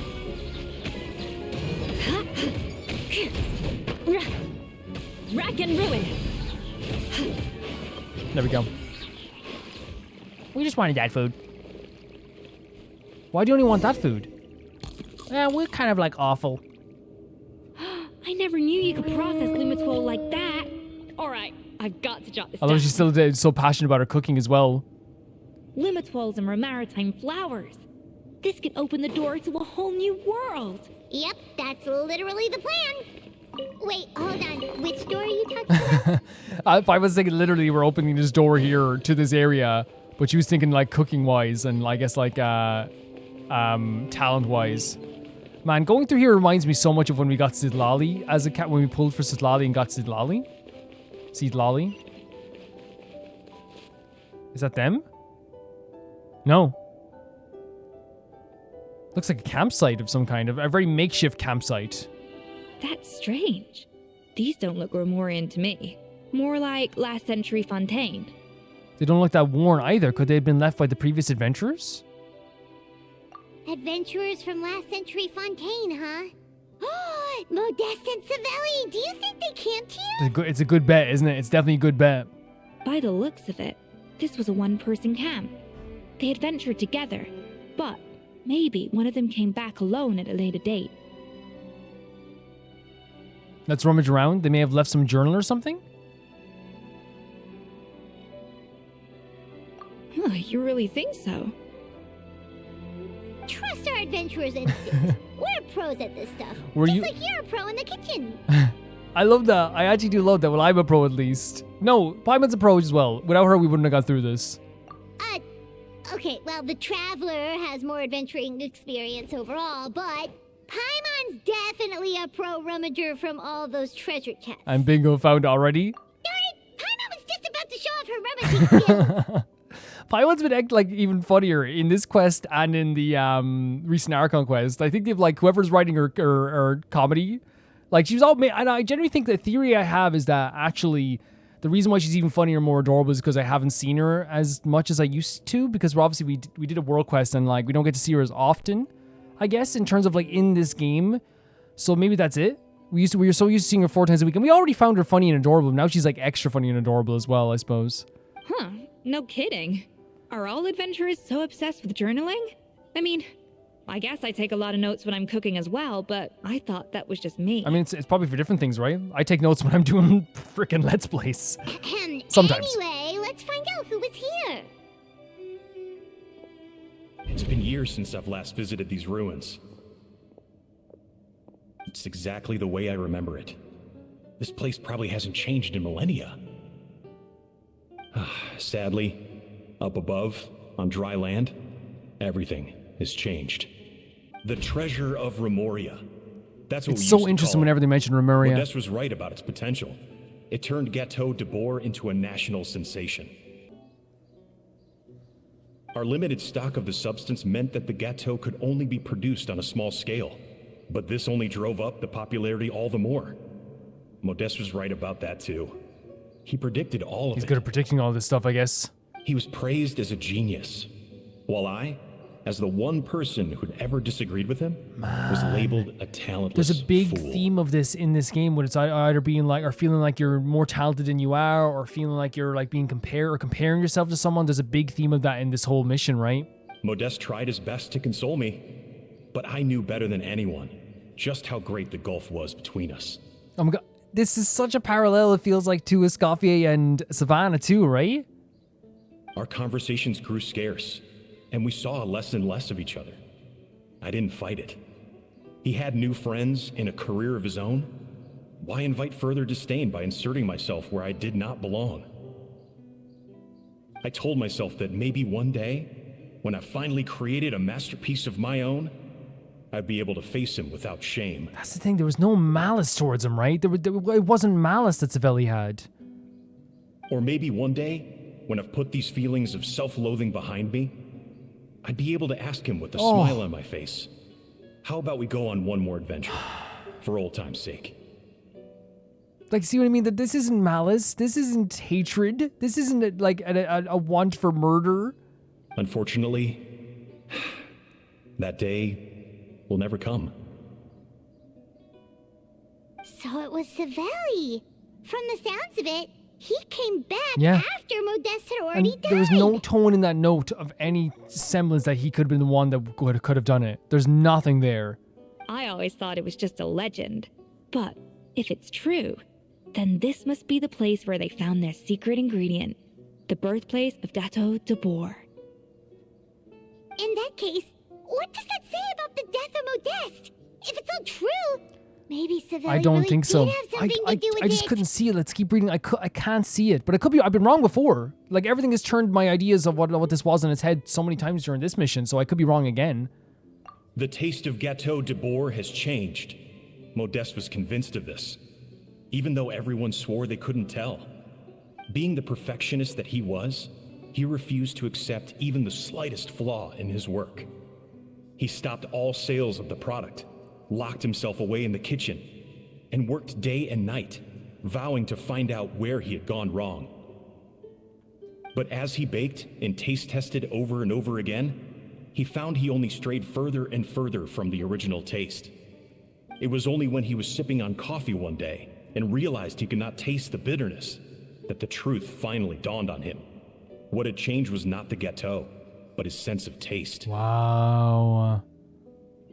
The treasure of Remoria stimulates the senses, taste included, and invigorates the spirit.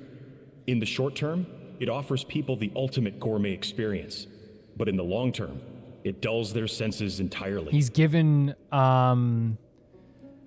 he's like it's a small victory for a long time of a lifetime of defeat, right? In hindsight, it made perfect sense. After all, why would a culture that sought liberation from the constraints of their bodies care for the loss of their senses? But we realized it too late. We were just too late. Yeah, that's honestly taking stuff from the idea of Remeria as well. It doesn't make much sense either. Like, you know, it's a society that fell as well. You know, they did have a lot of great stuff and great technology and a lot of great minds as well. Obviously, just everything just went really bad. Over the course of his many culinary experiments, Modeste exhausted the remaining supply of the treasure of Remoria. He consumed it all himself. Jesus Christ. The finest culinary talent of his generation now faced a future in which he would never be able to taste anything ever again. Finally, in despair, he took his own life. Horrible. Absolutely horrible. This is how much this meant to them. Like, and that's the thing, that's the other side of passion, isn't it? Because we talk about how amazing passion can be, but when it goes this far and it becomes your whole life, like a chef this is his whole life. It's everything. And he loses his sense of taste. The idea of never being able to taste anything again ended up with him taking his own life. And while it does sound like it's like, wow, that's a lot for like not being able to taste something, this was everything to him. His life probably ended that day when he found out you couldn't taste anything again. And because we had become estranged, I cannot be there to stop him, to offer some words of comfort, or even to say goodbye. Yet despite everything, he sent me his final letter. The treasure of Remoria? Guess Monica was really onto something. It really was a kind of drug. Yeah, but like what she's looking for is not like... It's going to be off the market in 2 seconds and people aren't going to want it when they start losing their sense of taste. That's so heartbreaking. The idea that he couldn't be there to stop him. This quest is crazy, like, emotionally, like... I'm not saying, like, in terms of, like, tearing up or choking up. Like, it's so, like, intense, right, emotionally. So, Modeste chose to end his own life. Then, why all the rumors that Savelli murdered him? It's probably sounds better. Also, neither the Codex nor any other contemporary records make any mention of the treasure of Remoria. It's almost as if someone deliberately erased it from history. Modeste told me everything in his final letter. His was a tale of how even a genius could fail, and how much more devastating it is when it happens. Did he hope I would gain some personal catharsis from knowing the truth? Or maybe he wished for me to warn the public about the dangers of Gateau de Bourg, proving that I had been right all along. I wonder what the actual motivation for that is. But if the public ever learned how Modeste's greatest triumph became his undoing, his fall from grace would be swift and merciless. 1 minute a genius, the next a joke. It would surely spell the end for his restaurant too. What would be his legacy then? No way. How would future generations view everything we built together? I fear the scorn I have faced these last years would pale in comparison to the scorn shown to him by the history He didn't books. do this, did he? I cannot let that come to He pass. literally kept this covered because he just wanted to keep his friend's legacy alive. I will do what I must Stop. to protect his name. It will mean tampering with his notes to remove the damning details, leaving mere fragments of our story behind. You know what I mean? This is what I mean is so emotionally intense. He could have literally made himself right all along. People would have been able, literally people in the streets would be like, Savelli was right. He's the one who was smart all along. He knew what was happening here. But he let himself still be seen as like less than to protect the name of his friend. There's no way he would have ever killed this guy. It may lead his family to suspect me of having a hand in his demise. Jesus Christ. But if that's the price of destroying all evidence of my crimes, then so be it. I would rather the world believe a tale of genius and jealousy than see his reputation in tatters. He's incredible. That's a friend. Even after all this time, he still doesn't want him to like lose his reputation even after death. That's how much he cared about him. He probably felt so guilty for not being able to look at him or even able to talk to him before he died as well. The final loose end is the evidence here, at the bottom of the sea. Here? We got to stop Monica. Huh? What's wrong?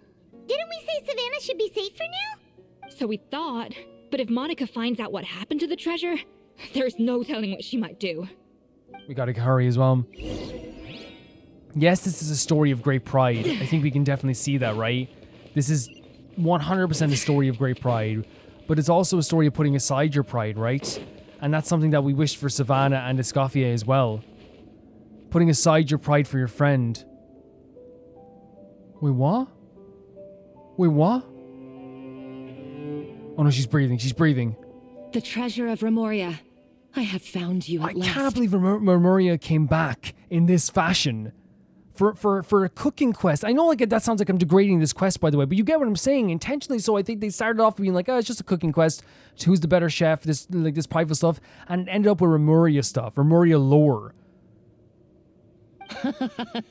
Savelli, you tried your best to bury the truth, but you underestimated the children of Modeste. Modeste, yeah.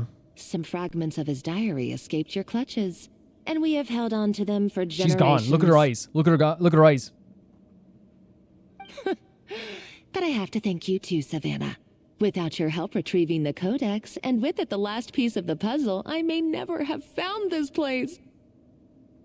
But now, finally, the secret to Remoria's military might is within my grasp. The treasure of Remoria is mine! This is crazy. Oh. It's empty. I am. I know we have to keep going. I'm just. This is one of the wildest quests we've ever done. And now we're gonna see where this is gonna be a turning point for Monica. This is gonna be a huge turning point for where she goes from here. Because she can't be, obviously, it's hard to be redeemed from this type of stuff, right? You can't be. But it's more of a matter of just like, how does she react to this? It's empty? Yeah. Monica? Oh, we were seconds too late. Escoffier? What's the deal with that jar? Savelli's final act. He wanted to conceal the secret of the treasure forevermore and make sure it would never harm anyone again. So he came here after his friend's death and destroyed every last shred that remained. That you get, like, that's why I have so much respect for those two. Especially Savali. Like, imagine, no, imagine doing that for a friend. Still, like. This can't be happening. All the years I spent piecing together the truth. All my painstaking planning. All that you put Savannah through, and then in turn all the stuff that Savannah was put through, all of it was for this. This is what it was for, Monica. This was your journey. This was Journey's End, built upon a lie. All that for an empty jar. Something something Modeste wouldn't even want Monica, don't do anything stupid. This ruin is more dangerous than you realize. Oh, shut your pie She broke it.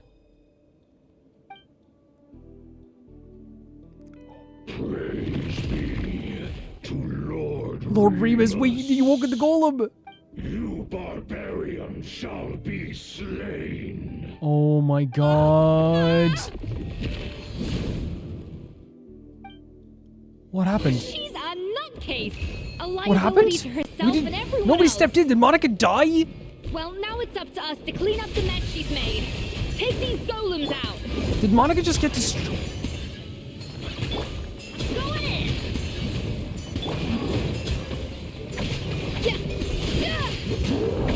This is insane. This is one of the wildest freaking story codes you've ever done. Rain Cutter, rain outlines your fate. By royal decree. Freeze to the core. Oh, we don't even need that. Oh, man. The ruin's falling apart. Why is this place still shaking? Pick up Savannah and go. Maybe it's because of the fighting. Maybe because Monica's too trigger happy with her explosives. Either way, it's all her fault. She got a slap with a sword. Enough chit chat. Let's get out of here, traveler. Escoffier, come on. Grab Savannah and go. Okay, I'm coming. What was that? Oh, no, you don't. Are you serious? If I can't get what I want, neither will any of Again, you. there it is. Look, oh my god, if I can't get it, you can't. I've got nothing to show for my life's work so far. But if I can take another so-called genius down with me in my final moment, then it was all worth it. She doesn't even, her goal in the end was not fulfilled, right? And now here she is, like creating another goal in her mind so she can feel somewhat fulfilled. You're a psycho. She's gone. She's not there anymore. She's not there. What? Wait. Savannah! Savannah? Oh, when did you... Did she?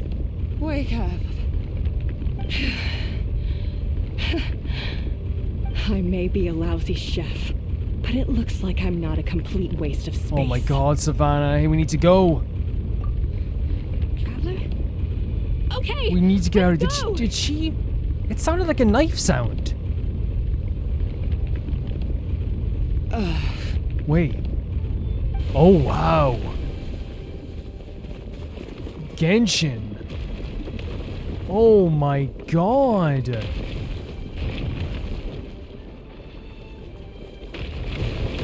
Genshin. The whole place is falling apart in the background as well. Did they just kill Monica? I want to make it clear. Monica's evil, right? The stuff she was doing was absolutely horrific and horrible, and she was not there mentally anymore, right? And all this stuff. I'm not just going like, Genshin, why would you kill a character? Oh my god, Genshin, you're evil. I'm not saying that. I'm saying it's just shocking that, like, they just did that. I know, like, people have died before. People have died before. We've heard of, like, it's happened before. But it's always just like, whoa. Like, to have someone die like that, you know what I mean? Escoffier! Savannah! Not what... I keep saying it, but I gotta shut up. Because honestly, like, not what I was expecting when I came into this. Monica, in the end there, decided to take out her gun because she realized that she had this whole life's work, the stuff that she was manipulating and blackmailing people for, this whole thing she set in motion, all the lies. In the end, she failed. She failed, just like she was saying to Savannah, you're a failure, you're all this if you can't compare to Escoffier. And in the end, her task, her one goal failed in the end. So she had to create a new goal almost instantly to make herself feel better. If I kill you, then at least I accomplished something. Traveler and Paimon. Oh my god. Venejem, what are you all doing here? What did you expect us to do? Stay at the restaurant and sit on our merry derrieres? Derrieres. While the Traveler and Escoffier were out here risking their lives? We had to do something, even though that something ended up being, well, waiting for you here I mean, instead. I understand what they're saying. Sometimes you have to even like just be there, right? Even if you can't do much, because you'll just be feeling, nervous. I don't deserve any of you. And I certainly don't deserve to be your head chef. It was my fault Escoffier had to leave. Then I couldn't live up to her standards. I acted like a tyrant in the kitchen. And now I almost got myself killed. She's looking at all the errors of her ways in this way too. And here's the thing, like we said, we talked about all the stuff that the Savannah's to blame for here, right? Of course.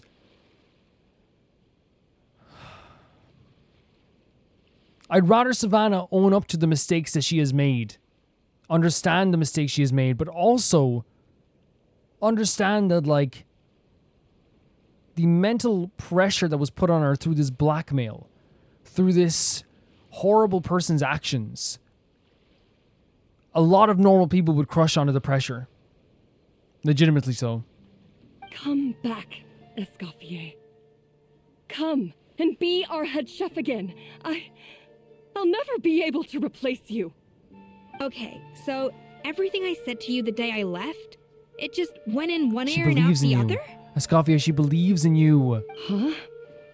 Sorry, I was kinda in my own head at the time. All I could think about was the Lumiline situation.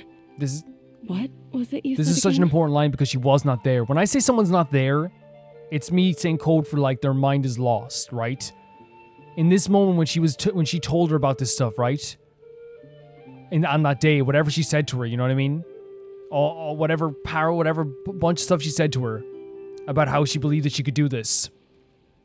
She wasn't even thinking about it because all she could think about was this like Lumineal situation and the blackmail and all this stuff. Forget it. It doesn't matter. Anyway, I didn't leave this job because of you. And you're not nearly as awful as Chef. Not nearly as awful. If you were that bad, why would all your staff show up here for you? They did say earlier that you worked through the night, right? Escoffier's right. Sure, you nitpick our work and get us to do things over a lot. But when it comes down to it, you're the one who's always doing whatever it takes to make sure the customers get served on time, every time. Things were pretty rough after Escoffier left.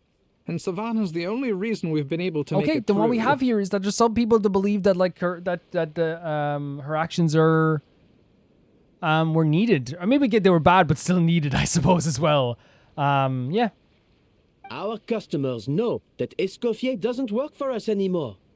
But the fact is, they keep there you coming go. back. If that's not an endorsement of your work, I don't know what is. At the end of the day, we're all human, and we all make mistakes. All we can do is recognize where we get it wrong and do our best to improve. That's all that's humanly possible. Man, that's so beautiful what he said there. And they're the workers, right? It's not me. It's not for me to be forgiving of her. It's for her workers. You know what I mean? It's not my job. And can I say as well? I just realized as well. Just made me realize almost instantly.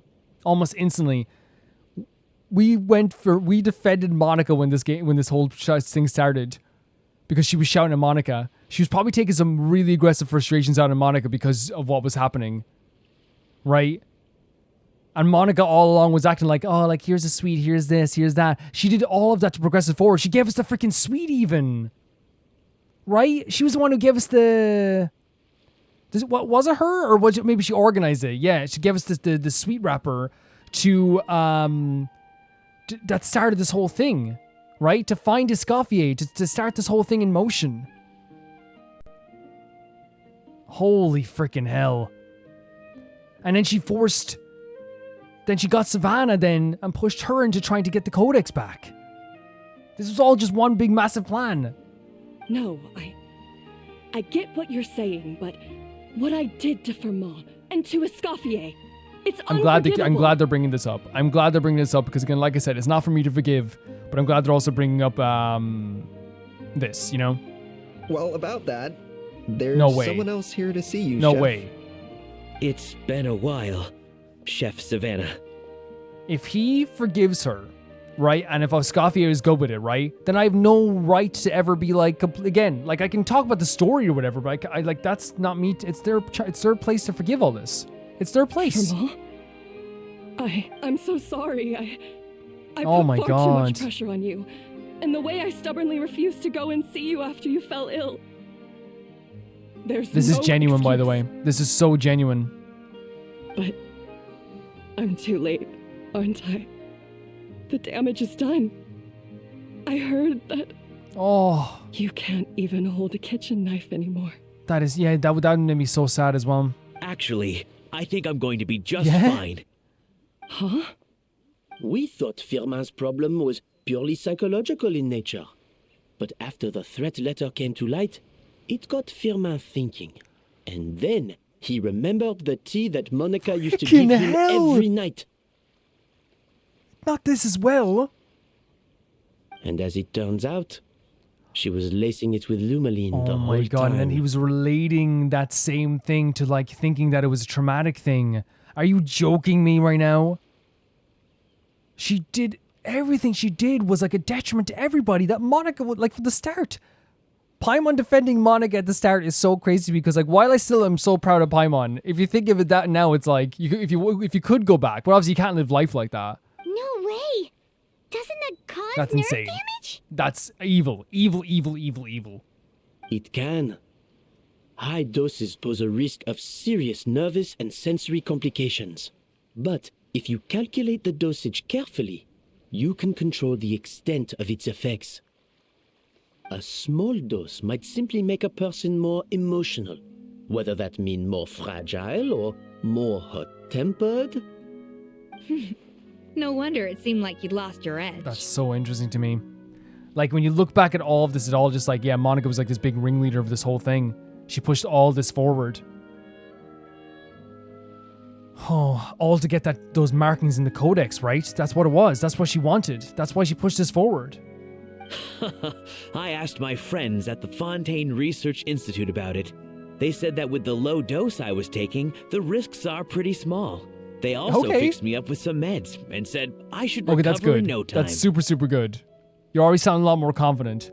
This is like the best case scenario for Savannah, right? And for Escoffier to move forward without it ending up in the way that it had with Savali and Modeste, where they couldn't end up, where they just both, one of them passed away without ever getting to say goodbye, you know? There was actually some closure to this. Well, that's what happens when you give someone a little bit of hope to cling on to. There's more. We believe that Firmin was likely not Monica's only victim. You mean she poisoned me too? Wait! No! Oh, so that's Stop. why Savannah's been so Stop. irritable this whole time. So they even explained why she was like, Monica literally is the cause of all of this, every little bit of it. Let's not be too quick to blame everything on the Lumiline. That There you- stuff okay, can only okay, amplify what's okay. already there. So tasty food will seem like the most delicious thing in the world, while food you don't particularly care for will become utterly revolting. So it's the idea that she still had those angry feelings and that frustration towards her, which makes sense. That actually makes perfect sense, but that amplified all that. So you better make sure you reflect Yes. on your behavior Yes. and apologize to every Love single this, person love you've this, right? wronged. Because for a second there, I was like, are they going to just say like all of it was that? But then it's like, no, that makes perfect sense that it's an amplifier, right? It's always been an amplifier. So if she's feeling frustrated with everybody, it amplifies that. If she wants to tell everyone to redo their dish, she's going to say it in the most aggressive way possible, but she still has to apologize. Best possible outcome, Savannah. Best possible outcome. That out of this situation, I'm not saying it should have happened to Savannah, by the way, the blackmail, all this stuff, and the lacing of I hope that doesn't, that sounds so wrong when I'm saying best possible. I'm saying because of this situation, this is the best possible outcome that happened out of a horrible situation, if that makes sense. It's not that this should have happened. It's that because this situation already happened, it's the best possible. The best possible outcome would have been Monica to F off and never show up, you know, in the first place. That's the best possible outcome. The best possible outcome out of a bad situation. It's like, you know, you guys get what I'm saying. It's like if you were in a, it's like if you fell off a staircase or something, and you know you fell on some tiles, but you only, I guess like I don't know, you like dislocated your wrist or something. You know, even though you fell full force. It's like, that's the best possible outcome. The best possible outcome would be not to fall off the stairs. But the best possible outcome after falling off the stairs is only getting your wrist broken, if that makes sense. I will. Yes, Savannah, we got this. You got this. You got this. Sorry. There's still one question that's really heart's pounding. bugging me. Why is it that no matter what I do, my Gâteau de Bourg never tastes the same as yours? Is it just... I mean, is it because you're a genius and I'm not? It's because the heating element in your oven is broken, you silly goose. Oh my... No way. It's literally just because, like, the freaking, the heating element. No, I love that. I love that. Because this story quest has been so serious. What? So serious, right? And to end on a note of just, like, all of this feeling of your self-doubt. And she even said it. She remembered, like, an hour and a half ago. She was like, I can't believe it's this dumb that she can't make the cake this well. That is so freaking, like, good. That's so good. Yeah, is that it? Like, it's a silly reason. And sometimes these long rivalries come out of silly reasons.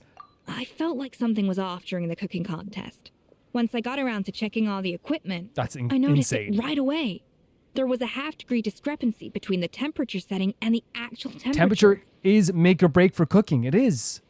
All the ovens in the whole kitchen had the same problem, which confused me at the time, but by this point, it's pretty obvious that Monica must have tampered with them.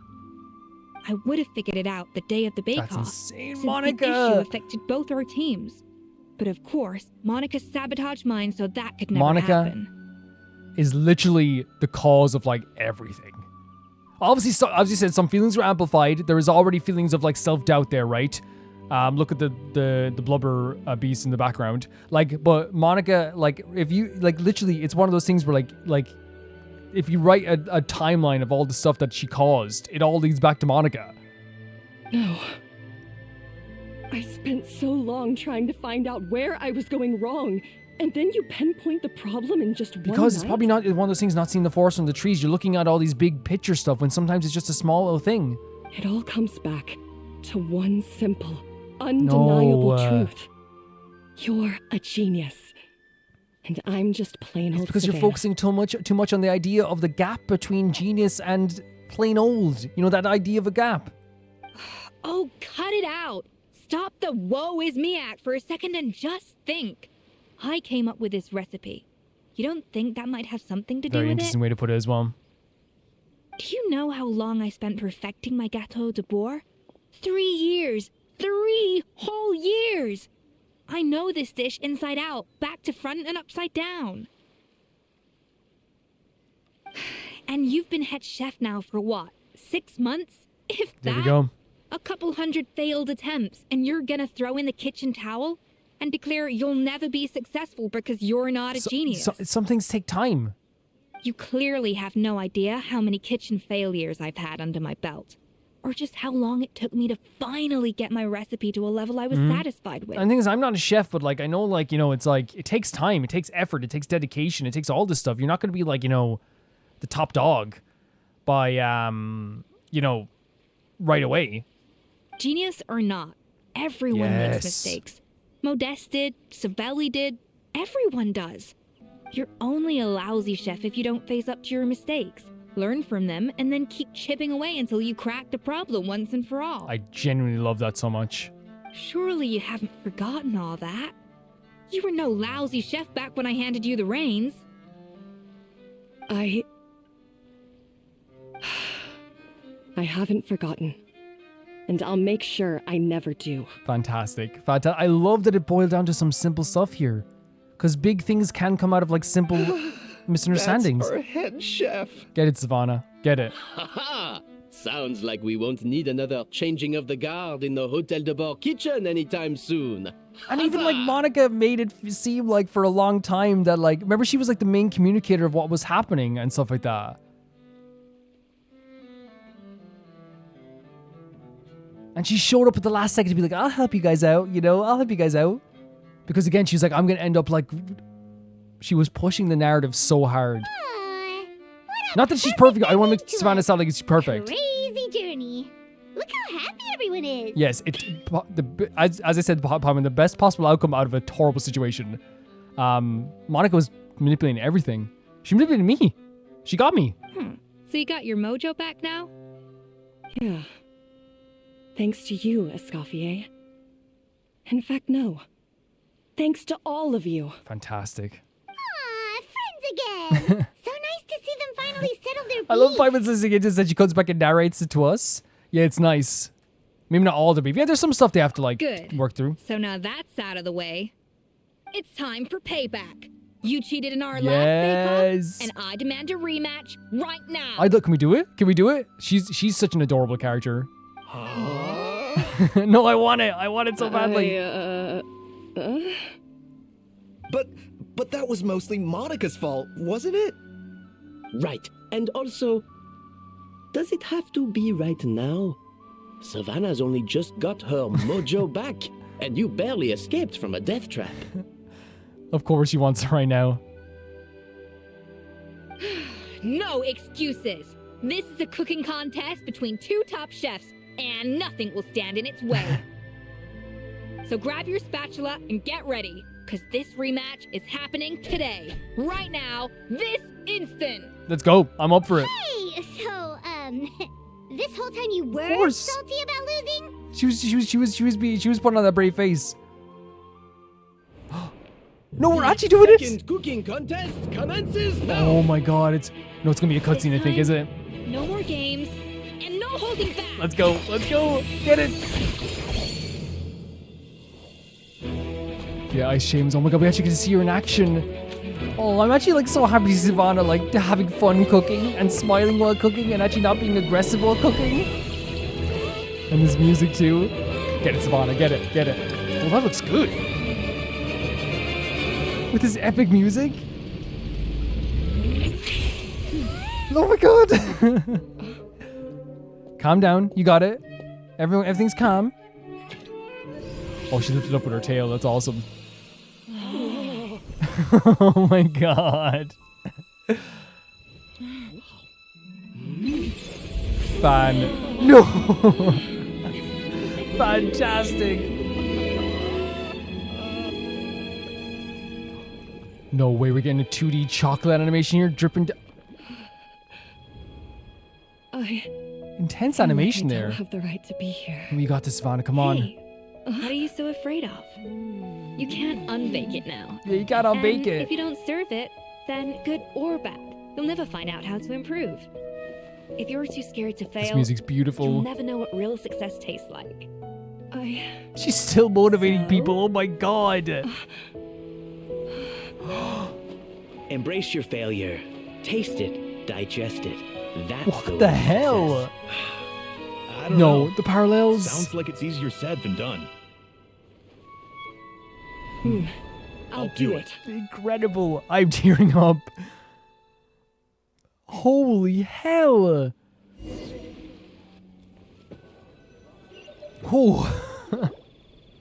The parallels were always there, but getting to see it in this fashion as well. A landslide victory for Escoffier! Like, I'm so happy that, like, she's getting to cook, but actually, like, enjoy cooking. Savannah, I mean. I'm so happy. And then you see the parallel they were using there as well for the idea that,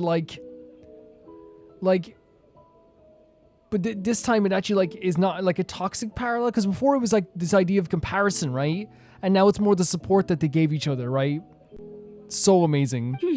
Quite rightly, What a turn. too. Piece of cake. So great. Her Tailsy's very happy at the results. Look at us smiling. Look at that. Oh yeah, look at that! Savannah looks pretty chipper too, considering she lost. The way she says chipper, I'm sorry. Oh yeah, look at that! Savannah looks pretty chipper too, considering she too. lost. Sorry, what? I clicked the wrong accent. This wasn't for you, was it? Now, where There were we go. She did it for Savannah. Yes. Do you have any more questions for me after everything that's happened? Are you going to save the flu, Sandra? I thought Navia would have filled you in. And actually, I said all this to Savannah before I left. Although, as we saw, I don't think any of it sank in. Okay. I had two reasons for leaving. One was the food safety incident, of course.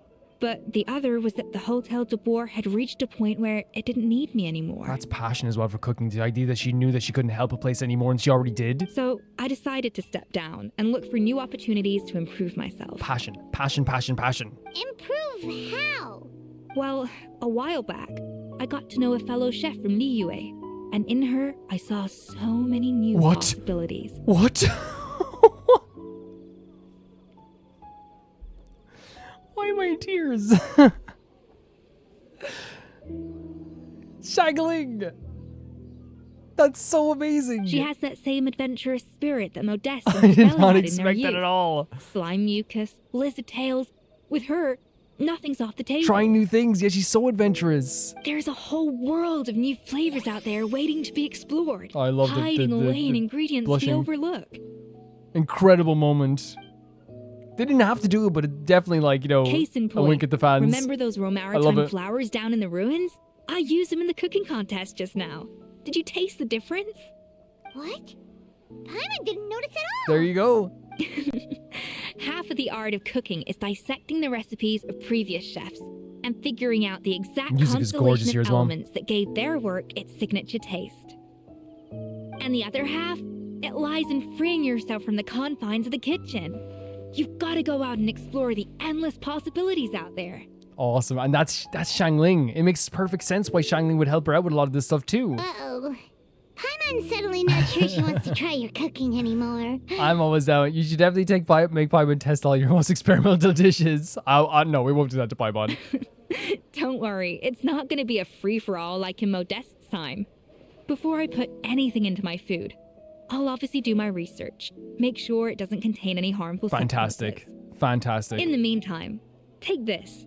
It's a recipe for Petit Gâteau de Do we Bourg actually get it? revised version. I tweaked it to suit your needs as busy adventurers. Hope you enjoy, and remember, feedback is always welcome.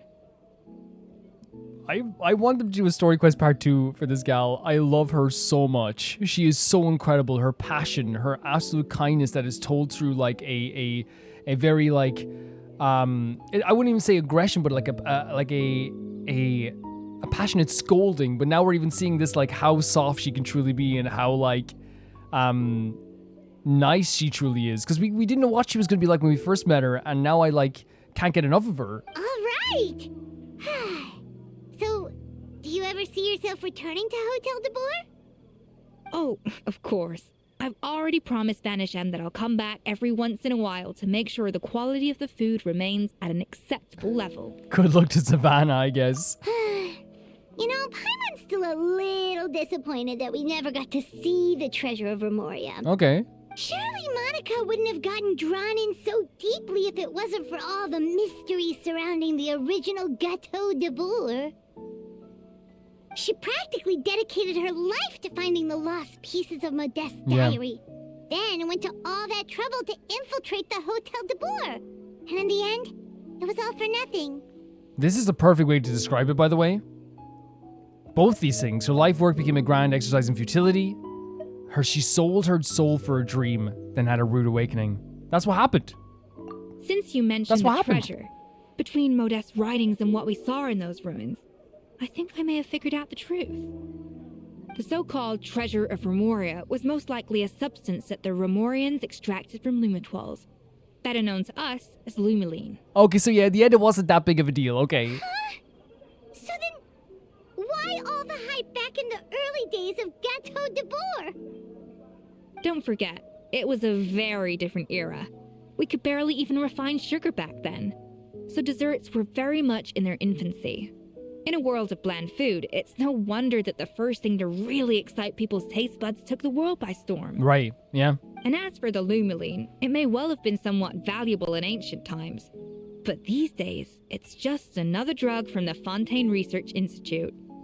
Even if Savelli hadn't destroyed it all, I doubt it would be worth that much these days. So after all that, there was nothing in those ruins but worthless That's honestly like, I don't hate the ending. Feels strange to say it, but Paimon almost feels sorry for Monica. She sacrificed it all only to get nothing in return. Yes, Paimon, poor Monica. No, I would never say this to Paimon, so we're gonna say this. Hey! Oh my gal! Huh? Navia? You just got back from that underwater ruin, right? Well, check it out. Wait. They ran a special issue. Charlotte did? Did you see anything like this down there? Freshly unearthed from the ruins of Rumoria. What? A magnificent jar thought to be over 1,000 years old. Is Monica alive? Experts say it has immense artistic and historical value. It could be worth an absolute fortune. What? Is Monica alive? Isn't that the jar they used to hold the treasure? If only it was still in one piece. What? Some butterfingers must have dropped it or something. Yeah. It's such a shame. Wait, so how did they find out about that? It's over? I mean, that makes sense. It was building up to an ending here as well. Where's Navia and where's Escoffier? Legitimately, that was one of the wildest and most emotionally exhausting quests I've ever been on. All the turns, all the twists, all the crazy stuff that was happening. Over and over again, all the changes, everything. It's just like so much was happening all in a row. And it seems that like what this was it was a story of not really misunderstandings, I feel like. I think misunderstandings is a good way to put it. Actually, I want to go somewhere like in out here, maybe. Maybe here? It was a story. I don't want to trigger anything in the event, possibly just running around the place. You know me, it could happen. It wasn't just a story of misunderstandings. It was also a story of like pride and a story of comparisons, of parallels to the past and all this stuff. It was a story of like this passion that again, passion for the wrong reasons in some cases, but passion for the right reasons in other cases, where small little things that happened led to much bigger things happening. And I'm glad that, like, again, this was a horrible sequence of events where Savannah was being blackmailed, where she was being drugged, where Fermin was also being drugged as well, and Monica pretty much had everything to do with this. Like, yes, as you said, and as Escoffier said, there's still some stuff that Savannah's going to have to, like, take responsibility for, 110%. But I think we can also acknowledge the fact that, like, the amplification of her feelings and how she treated her people came from the idea of like what those drugs were doing and the lacing of those drugs. And we saw the same thing with, it was affecting, that dude's nervous system as well. And meaning that he thought he was going through someone going through trauma, but also making someone feel like their trauma is worse sounds like so manipulative and evil. Like everything she was doing was evil. The stuff with Savannah was absolutely horrible. The blackmail was horrible. All of this was because she truly believed in her heart of hearts a story that wasn't true. Her whole journey was a lie. Monica's whole journey was an absolute lie in this. There was no murder. There was no betrayal of Modé. There was no betrayal whatsoever. All of this was one big misunderstanding, and because she believed in misunderstanding, like what Traveler said, just paraphrasing the end there, is like, she sold her soul for a dream and she had a rude awakening. In the end, everything she fought for and everything she worked towards, all the evil stuff that she had done, meant nothing in the end. And here's the thing, let's say she's gone. Let's say wherever she is, she's looking over people, or she's looking across from people, or she's looking into the other plane of existence if she's gone. She has to realize that not only did she not accomplish what she wanted to accomplish, trying to bring down Savannah didn't work either, because not only is Savannah in a good place now, everyone in that restaurant is in a much better place. Yes, it's going to take time to build up those relationships again and build up those friendships again. Of course it will. But she's in a much better place now. She has a better relationship with Escoffier than she ever did. Escoffier is in a better position than she's ever been as well. Monica may have tried to tear everything apart to gain this whole thing, to feel that she was entitled to, but in the end, she was the one left with nothing and everyone else gained everything. And while, again, like I said, it's going to take still time to get over these situations. There's going to be trauma from Savannah's side as well, but at least she can work through it with people that actually care about her, and knowing that she doesn't have to constantly compare herself to Escoffier. Because, again, the twist in this whole thing where, like, it started off me thinking, as I was saying, it was this thing about just jealousy, or just just a jealousy, like a symbolic nature, where she wanted that book just to like make herself feel better. Then I thought it was just the pride thing, because it does have symbolism and pride in it as well. And then I thought it was like this thing where it was like she still cheated in the end because she just wanted to see if this codex book was like, had some secrets in it. In reality, it didn't. Again, I still believe she still believed that. She believed it had some secrets in it, right? Because she was being manipulated again into thinking that Escoffier was better than her. Well, she is better than her, but you know what I mean? She's into thinking that that's why like she'll never be as good as her, and she's an awful person and all this stuff, and she will, she's going to ruin all this restaurant, and that led to her frustrations there as well. Just purely terrifying, right? The idea that you could do this to someone, and what Monica did is like, and even in that last cutscene, they were tracing everything back. She drugged people. She made, she was, blackmailing people. She was manipulating us. She was forcing us into these situations. She wanted to get this codex. All of this stuff, everything, that you can almost trace everything back to what Monica was doing. And in the end, she gained nothing from it. There were so many different twists and turns. There were so many different revelations. But I think the crux of this is the idea that there is like a parallel to the past here, and a lot of lessons that can be learned from the past now that we know the true story of Savali and Modé, which is one of support, which is one of sacrifice, which is one of like, again, that's what Escoffier did in the end. She's like, I'm gonna like win this competition, but I did this for Savannah. Again, that's not much of a sacrifice, but you know what I mean. The parallel is there. But in this case, what was able to happen instead of what happened with Modé and Savali is that Escoffier and Might we add a small detour to our adventure? Savannah aren't beyond help. And not that, again, it's one of those situations that before Savali, you didn't get to say goodbye to Modé in the end. In the end, they died on a separation. He died not being able to say sorry or not being able to like help him or anything like that. And that probably eats him alive. But in the case of Savannah and Savannah was trying to like end her life. She was. And in the case of Savannah and Escoffier, both of them are now alive, having a better relationship, and are able to move forward in a much better sequence now, and be able to like truly support each other. And all of that stuff was absolutely incredible to me. I think they did such a good job with this quest. It was wild, emotionally exhausting, as I said. Like I was like through the whole thing, I was kind of like, at times my heart was beating, at times I wanted to cry, at times I was just so frustrated and angry, at times I would like wanted to like, it was a lot. It was a whole hell of a lot. But I think they really stuck the landing in the end, making this like thing again. The whole thing at the end where it's like, oh, it's just this one thing you couldn't fix, is because she was so focused on the idea that she is like less than, and the gap, as she was saying, between the best and the second best, that she didn't even realize like right in front of her, there was just this small mistake that nobody noticed. And also it's hard work and determination, and it's years of work, and that's what Escoffier said. You're going to have to take a lot of work to do this. And even the people who worked there were like, you're not that bad. So obviously I think there was like, and obviously again, as you said, she has to make amends. They laced her food and stuff like this, so that's also another crazy thing. That's such a horrible thing she did.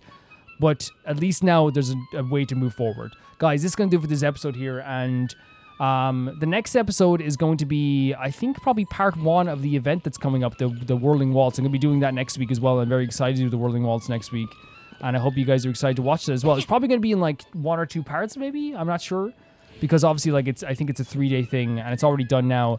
People are worried that I wasn't going to do it. I am going to do it, don't worry, and I will get that done in the next week. I will always get those events done.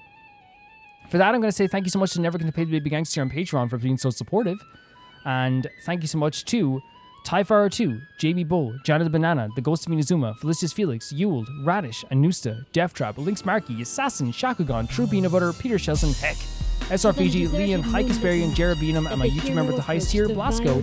And who wants to do the thing? We're up top here, it's probably very dangerous. Actually, Benny, you can do the ultimate thing, let's go. We did this before years ago. I'm not letting him die. It's not happening. See you guys.